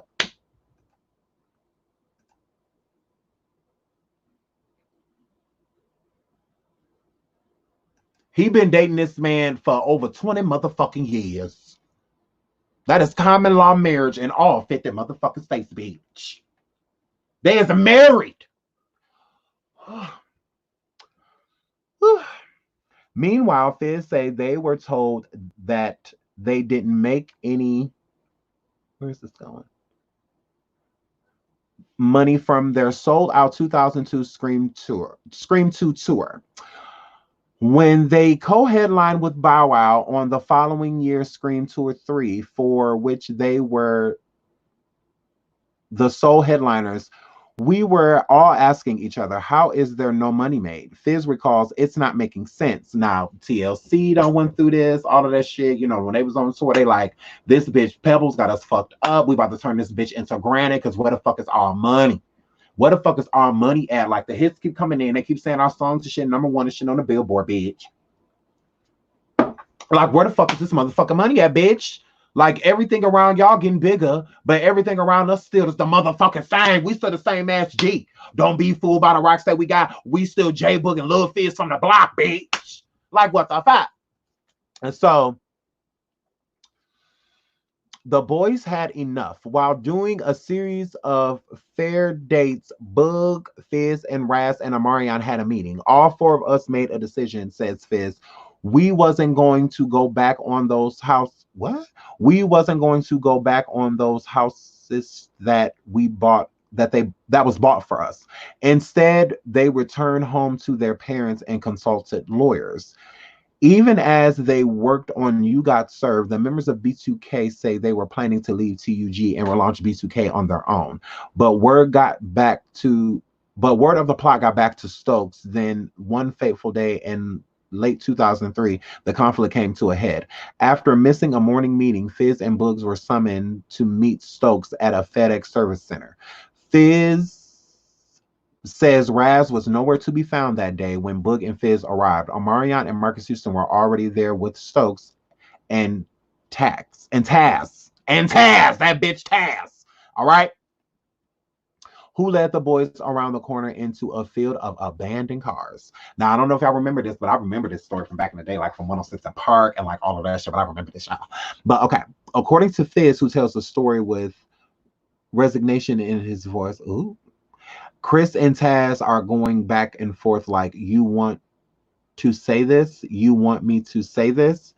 So TAS is like, fuck it, I'll say it. The shit is a wrap. B2K is over. It's after midnight and Boog and Fizz are still reminiscing in the Beverly Hills restaurant. I would have loved for it to be a B2K reunion, says Fizz, but I feel like Omarion messed it up. He's played out now, bitch. He's played out now, and after that Bow Wow move, I'm on a whole other page with you. Wait, I'm on a whole nother page with you right now, homie. You still talking about my girlfriend. He's corny to me. Fizz recalls Stokes standing silently as Taz went off on them. And that nigga right there, she stared, darting a finger at Omarion. He's solo. It's a wrap. We've spent 8 hours blackballing y'all. Y'all can't do shit.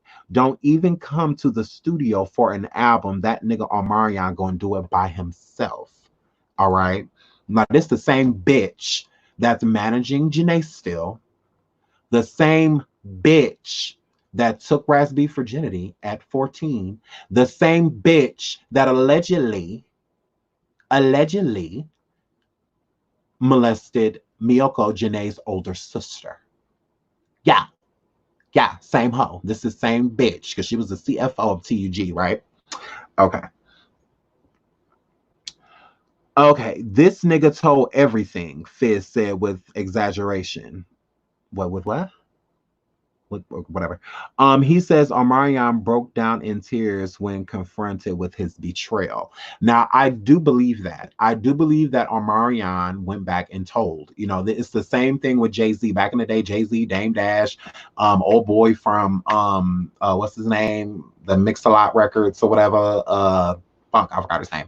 Jay Prince, and DMX and Jay-Z, and all of them. They were supposed to get back together. They were supposed to get together back in the day, and they were supposed to come out with the first black distribution company. And Jay-Z allegedly went back and told Lior Kiner, or Lior, the Lior person. He went and told him and Irv Gotti from Murder Inc. He was involved, and they was all gonna put the first like distribution company together of colored men. And Jay-Z went back and told the white people, the Jews, so they blackballed all of them. Then you look up and motherfucking Irv Gotti, they got raided and all of that shit. Jay Prince and them was being followed by feds and all the shit. FBI, they shit getting raided, and all of this shit. And Jay-Z get the 40/40 Club and a whole goddamn Def Jam Records and all this. So all of them went down, but Jay-Z went up, So it's like, that's why they definitely know that he's the rat, if you will, whatever. So, but that's allegedly. But so this is the same thing. Omarion was just like, well, I don't think this is going to be lucrative. We kind of need Chris Stokes. Like, yeah, I know he used to fuck on us and have us suck and touch on each other and shit, but we need him, y'all. We need him. So, Omarion was with it. He like, I feel like this shit is gonna crumble without Chris. So let me go tell him. Let me go be a fucking tattletale. So, okay. So Fizz says that nigga told everything. Fizz says Omarion broke down in tears when confronted with his betrayal. Stokes denies that any such conversation took place. He offers a very different account that the breakup that stunned millions of fans. Honestly, it had nothing to do with me, he says with a laugh, which is weird because they said that Chris didn't say anything. They say he just sat there and let Taz do all the talking. So I would have to agree with Chris when he says this really didn't have anything to do with him. I think he let Taz make the decision because she was the CFO. So maybe it didn't really have anything to do with him. Maybe he was just like, okay, well, if they're trying to go behind our backs, go get rid of their ass. If that's what you want to do, go ahead. Let's go meet up with their ass. So that's what I think happened. But Stokes denies that any such conversation took place. He offers a very different account of the breakup that stunned millions of fans. Honestly, it had nothing to do with me, he says with a laugh. It was over women. A lot of people don't know that. It was over girls being between the guys that's stopped them from getting along. Now, back in the day when You Got Served was coming out and all that stuff, the lead actress in the film, Jennifer Freeman, she was also on My Wife and Kids, I believe that show was called. She was on that show. Omarion was dating her, and then Lil Fizz got in the web. And so that, this whole April Little Fizz thing, or April Omarion Little Fizz, this isn't the first time. This has happened multiple times. Between Omarion and Fizz. Fizz has always tried to go after, I don't know. I don't know if it's because Omarion has the actual talent and Fizz doesn't, and he knows that B2K really can't cooperate without Omarion because Omarion technically is B2K. He's the voice of the group. Like, he sings 90% of 98% of the motherfucking songs. So maybe he just felt like they gave Omarion more power. So in any way he can get power over Omarion, which since he can do it like business-wise, I feel like he always came for the females in his life. So Jennifer Freeman is the reason why why Chris is saying that the group broke up, because Omarion and Little Fizz got into it about that. And this interview is from around the time that they broke up. So this isn't a recent interview or anything. This is around the time they broke up. And Little Fizz was fucking Jennifer Freeman right after Omarion, basically, or while Omarion was. So that's what he's trying to say. Like, oh, the group broke up because Fizz was fucking Jennifer, and Omarion found out about it. So I'm just like, yeah, that did happen, but I don't think that that's the reason the group broke up. But yeah, let's move that along. Okay, so he said they stopped getting along. They stuck it out long enough to wrap up the shooting for You Got Served in 2003. Then they got like $75,000 a piece to do the movie, says Dahmer Lafredge, a close friend and business partner of Boog. After deductions, he says they kept just over 20,000. So that movie made $40 million, right? And they took home about 20 grand. So the stars of the movie, because You Got Served made about 40 million worldwide, right? And it was the number one movie in the box office when it debuted that weekend. It debuted that Monday. It was number one in the United States, right? So they made $40 million off of the movie, which B2K and Marcus Houston were the stars of the movie, and they only got $20,000. Okay, but then he wasn't financially raping them. Okay. Okay. So once again, a terrible contract, but according to Lafredge, in 2003, Stokes kicked Boog and Little Fizz and Raz out of their homes they once shared and had their stuff put out on the sidewalk. As Lafredge tells it, just months after starring in what would be the number one movie in America, Boog, Fizz, and Raz B were broke and homeless.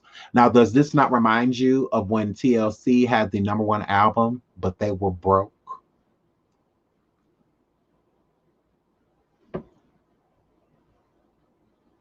Same thing. Same fucking thing. Just really bad contracts. Okay. Chris brought the food and the cars and the housing, says Lafredge. So once they decided to go a different way, they were on their own. Stokes insists they did not leave with money, and that how they spent it was up to them. After B2K broke up, he says, Omari and his mother completely audited me, which was something I requested. They pulled every bit. Why did you not let Jarrell mom audit you, bitch? Why didn't you let Raz B mom audit you, bitch? Why did you just let your quote unquote nephew, and Raz B's mom, or Omarion's mom, is your wife's best friend? Get the fuck out of here. You ain't let them audit shit. Anyways, because can't nobody vouch for that shit but this bitch. But anyways, let me see, because I lost my, because I get mad. Mariana's mother completely audited me, which is something I requested. They pulled every bit of books and records from everything. Omari wouldn't be here all these years if someone was taking something from him. Actually, B2K owes me money, he says, adding that he waived $500,000 in management fees. I don't owe B2K any money. I don't take money from any of my artists. He blames very bad associates for convincing the other B2K members to attack him. When people are hungry, they're not eating, he says. They do all kinds of things. That's why you're seeing and it's so sad. Okay, but my thing is, if it's so sad, and if people only doing this stuff because, they want money, why can't you prove otherwise? So there's a lot of proof coming forward that you molested people, but there's no proof coming forward besides you just saying, I didn't do it, that exonerates you. So is that why you won't sue Raz B? Is that why you won't sue Ricky Romance? Is that why you won't sue this young man right here, Quentin Tarver? Is that why you won't sue them? Chris Stokes, bitch. Is that why you won't sue them? Because they have more information to prove that you raped them than prove that you don't? That's what I see. Because it's 3 people so far. And there's more. There's Raz, there's Ricky, there's Quindon, and there are other people. There are others.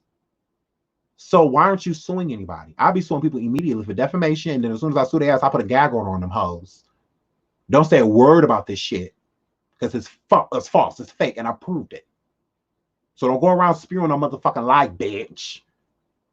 So I mean, that just doesn't make any sense to me. If they're doing all of this shit, why are you not suing them? Sue them. But he hasn't sued one person. Not one person. That makes no sense. And B2K money all went to Chris Stokes. And he owns the name. He owns everything. That's why when they came back together, they get to come back with their own contracts. So when they just did that last tour and whatnot, it was not literally like Chris Stokes had everything to do with it because he still owns the name and everything about B2K. He still owns the music, like all of that. So from what I know, he still owns that stuff. So when they came to do a tour, they get to do a tour in their way. So payment, merchandise, all of that stuff, they get to set it up in a way to where they see all of the books. Because, you know, back then they were young, so they didn't know a lot. They didn't really know that they had these rights as an artist. But coming back into it as a grown-ass man, you best believe they made sure that they got their money this time around. And they did. So, you know, it's different. You don't hear none of that bullshit now. They didn't say that they got robbed from the last tour. They didn't say nothing like that. The last tour they made millions of dollars and they all split it. And so that's what's that. Omarion got paid more, but he should because he's the lead singer and he do more work. So yeah, he should have got paid more. But anyways, okay. So where were we? Because now I'm getting pissed. Okay, B2K owes me money, he says, adding that he waived $500,000 in management fees. I don't owe B2K any money. I don't take any money from my artist. He blames very bad associates for convincing other B2K members to attack him. When people are hungry, they're not eating. He says they do all kinds of things. That's what you're seeing, and it's so sad. After bouncing from manager to manager, eventually Boog, Fizz, and Raz moved into the Palazzo apartments together. That's when they all snapped back and started looking for houses and trying to make things happen, says LaFerge, who operates a Beverly Hills real estate firm. Oh, that's what's up. When they came in wanting to buy a house, he ran their credit and there was none. I'm looking at them like, how are you going to buy a house? There's no money. Once they did once the movie blew up, they got a $300,000 a piece through what LaFridge is calling a very tense negotiation. So he said they did sit down and, you know, after the movie really raked in that money, they had already been broken up and, you know, everything had already been blasted. And they sat down and had a very tense negotiation meeting about what they should get, because you do get royalties and overages, you know, off of movies. So if whatever. So yeah, so they ended up getting 300,000 a piece, although that is not, they should have got way more motherfucking money than that. They should have got way more money than that. But this is Quentin Tarver down here, and he says, for a certain amount of years I was molested. I wouldn't exactly say by Chris, but he would organize it. Okay, so Quentin Tarver is where I'm probably going to start my life off tomorrow, because I want to try to get Quindon on the show. I have reached out to him, and we will see how that goes. But definitely trying to get him on the show. I think that would be really dope. I definitely have a lot more of this coming. Like, I am not done with this shit. I'm going to get justice for my niggas, for my people. Like, Chris got us fucked up. And I love Jhene, but Jhene,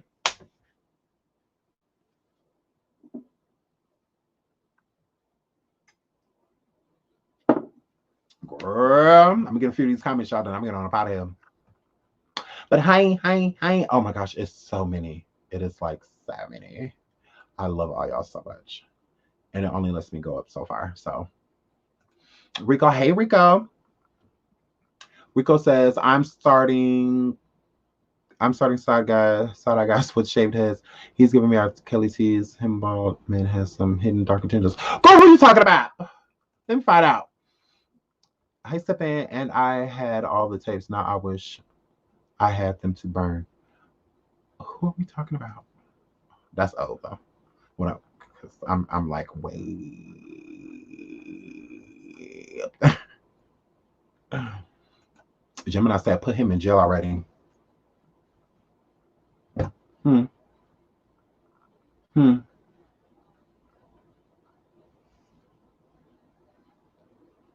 Girl, I cannot. Who said that part? That was archaeological. I'm telling you. Jezebel said it was gaslighting. It sure was. I am not putting up on the screen. Rico, you be cutting out.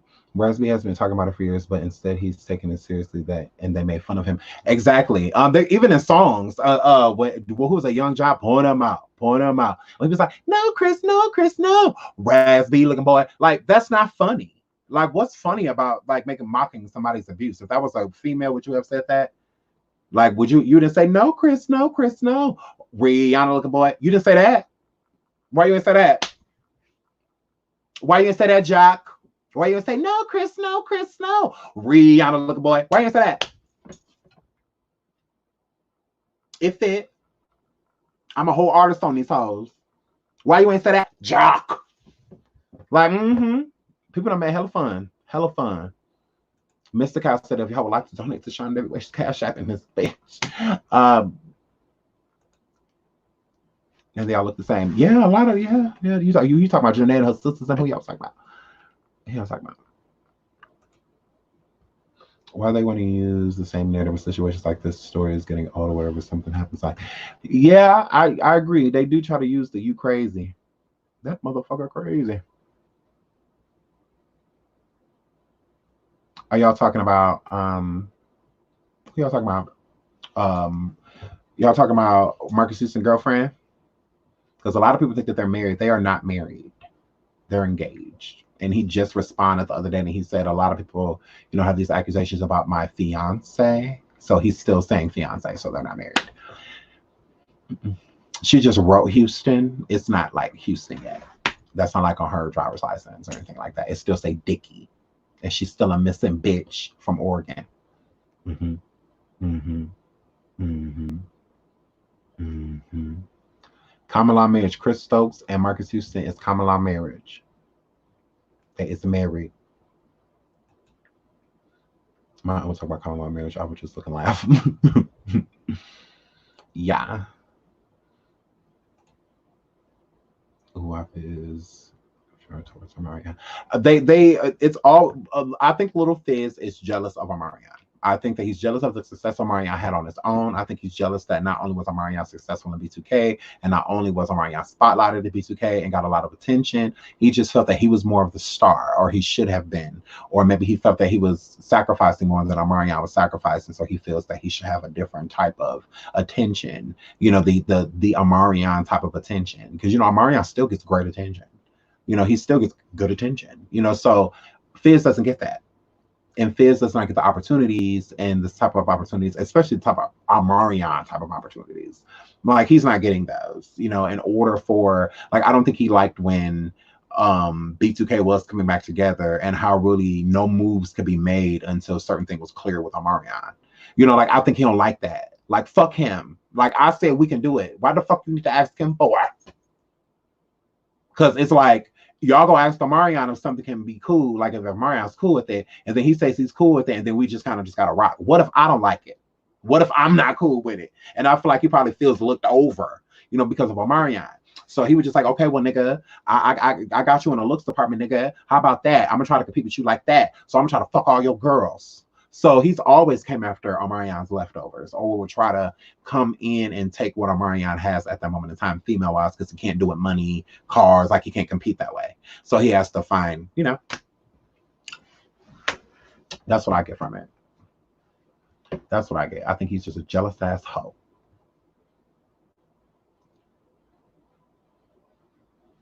I think he's just a jealous ass hoe.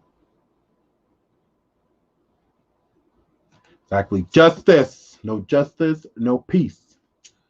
Fuck that. And this is just the beginning. I got about 3 more episodes coming, bitch. I got Moti. I'm gonna show y'all why I really think Miyoko and TAS has a fucked up relationship. Yeah. I got all type of shit. Then I'm coming back to Crystal bitch ass. Shit, he got me fucked up. All y'all ass need to be in jail. The story B2K was always made me sad. They were supposed to be huge, but at the same time, the fame came with so much turmoil. I wish they never even met Chris Stokes. I think that they wish they never met him too. I do. If they would have met under different circumstances, B2K would have been massive. It would have been massive. They were a great group. They really were.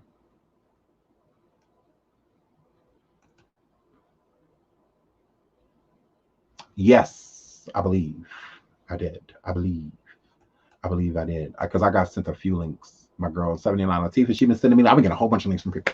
So I'm trying to keep up. In the B2K reality show, the other members did admit it did happen. Absolutely. That's another reason why they pulled the plug on that goddamn show. Now, from what I gather, Little Fizz didn't really acknowledge the fact that it happened. He was just kind of quiet. But J-Book agreed with some shit that Raz B had said. So that's what I'm saying. This shit goes deep. This shit goes real deep. And it's also alleged too, which I just found out doing some research today, that it's alleged that when J-Book did sleep with Omarion's mother, he was not of age. He was not of age. So I've been looking for some proof to try to find, because it did happen. It's factual. Oh yeah. J-Book definitely slept with Omarion's mom. Oh yeah, that definitely happened. Oh yeah. But rumor has it now that it might have been while he was like 16, 17. You know, so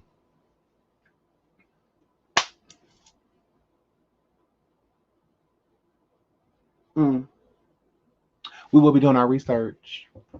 Because I want to know why Omarion and his mom just left the show abruptly on Love and Hip Hop. They got the fuck up out of there. Why? Why? Because y'all know April and Omarion's mom didn't get along. So, you know, it wasn't nothing for April to be like, bitch, that's why you fuck Bug, bitch. You need to go sit down somewhere fucking your son friends, hoe. So, you know, it's okay. Leslie jumped on the deed. Like, Yes, J-Book slept with Omarion's mom. Absolutely. Yes, that happened. That's not alleged. Leslie isn't bad looking for her age. She probably looked better back then, but damn, right. So that's what I'm saying. She do look a little old in the face now, but Raz B admitted in her video, my video posted it, Raz and her name.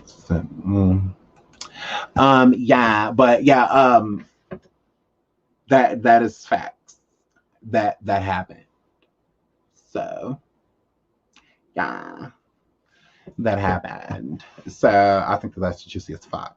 And we're gonna get more info on that because I'm gonna actually go like do my research. You know, I'm not gonna go pull up what other people want researched. No, I'm gonna go do my own research, and then I'll show you what I find along the way. Yeah, I'm not gonna be pulling up other people YouTube videos and all their hard work, you know, and all that shit. I'm gonna do my own hard work. That's what journalists do. That's what bloggers should do. Go do your own motherfucking research and come forward with what you found, not another bitch. So, yeah. So I'll be showing you guys what I found on my own. Not some borrowed ass shit. Not because they said it is true type of shit yet. No. I'm gonna go do my own research and then I'm gonna show you guys what I find along the way. Guys, I'm not finding other people's YouTube videos. When I use Ricky Romances, it's because it's what he said. You know, so I didn't pull up other people's videos to hear what other people said. Like, I'll put a Ricky shit. So, because he said this shit. So it's just like, okay, this is what he says, you know. And then I did my research on what was said then. So this, we all saw what Ricky said yesterday.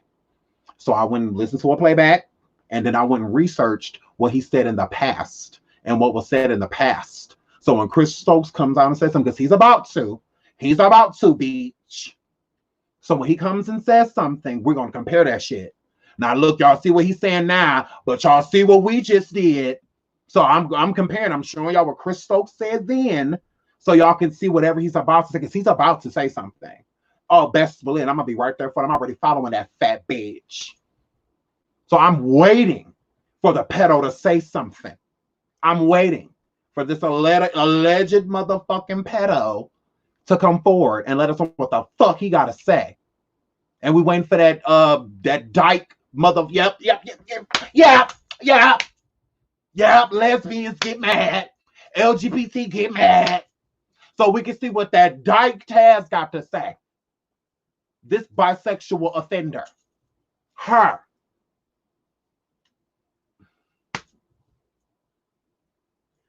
So I ain't done with this shit. It's just the beginning. What? So I'm showing what they said then, so we can see what they say now. So y'all see what Boog, the energy that they had, the energy, and that's what, and we're gonna finish this too. Like, I'm not done, but it's because I want to show y'all. Boog was actually dropping tea. Fizz was actually dropping tea. When the breakup first happened, they was dropping motherfucking tea, bitch. They was dropping tea. And then once Chris Stokes came back and fixed things between J Boog, Omarion, and Fizz, he never fixed it with Raz. Because Raz didn't care. He fucked Raz up. Raz couldn't see shit. Raz done been beat up. He done been jumped, like all type of shit. We're gonna get into all of that shit. So y'all can see what has actually transpired. So y'all can see why Raz moved to motherfucking Asia. Why he just settling back in the country after running. Yeah. So we're gonna get into some shit. We sure in the fuck are. We're gonna get messy. They got me fucked up. Yeah, I've been researching Jhane's sister, all that shit. I'm gonna keep the same motherfucking energy on these hoes. Hair flip. I'm not done. Exactly. Chris ran that man out of this country. He literally didn't feel that safe when he was constantly sending people. We're gonna get into it. And I'm gonna show y'all. Exactly. I DM Raz. We used to talk back and forth on Instagram. But lately he went ghost. Absolutely. Raz has not been talking to nobody. That's why everybody is so surprised with this 12-part series that he has. That's each episode 30 minutes long. Everybody is just like, oh my gosh, I wonder what this is about. Like hopefully. But his last responses that he has had on social media, they've been pleasant. So it seems like Raz is growing and it seems like he's doing better. I don't know exactly what's going on, but it seems like he's doing better. So I'll show y'all what I've seen of him as of 2019 and 2020.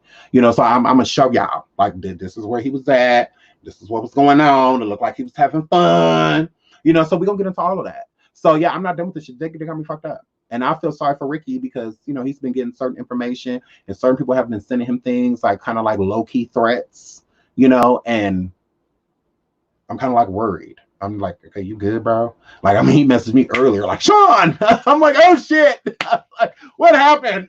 Like, I got your back. Hey, I got your back. So I'm just like, what the fuck? But we will be getting into some chat. So like, for real. But I love y'all. Thank y'all so much for coming through. Y'all are so dope. Make sure you like and subscribe if you haven't already. We're getting a lot of new people. So I'm loving y'all. Come on through. Come sit y'all ass down because we're about to get into some shit. We're going to get to the funny shit too. So I'm going to try to go live again just so we can like cover some, some recent topics of other things because I don't want to like B2K y'all out. But fuck that. This shit needs to be known. Y'all need to know what happened to our favorite group. Y'all need to know what happened to these men. They are damaged. They are scarred. They need help. Shit, real help. So we're going to figure this shit out. But I love y'all. And until the next show, bye.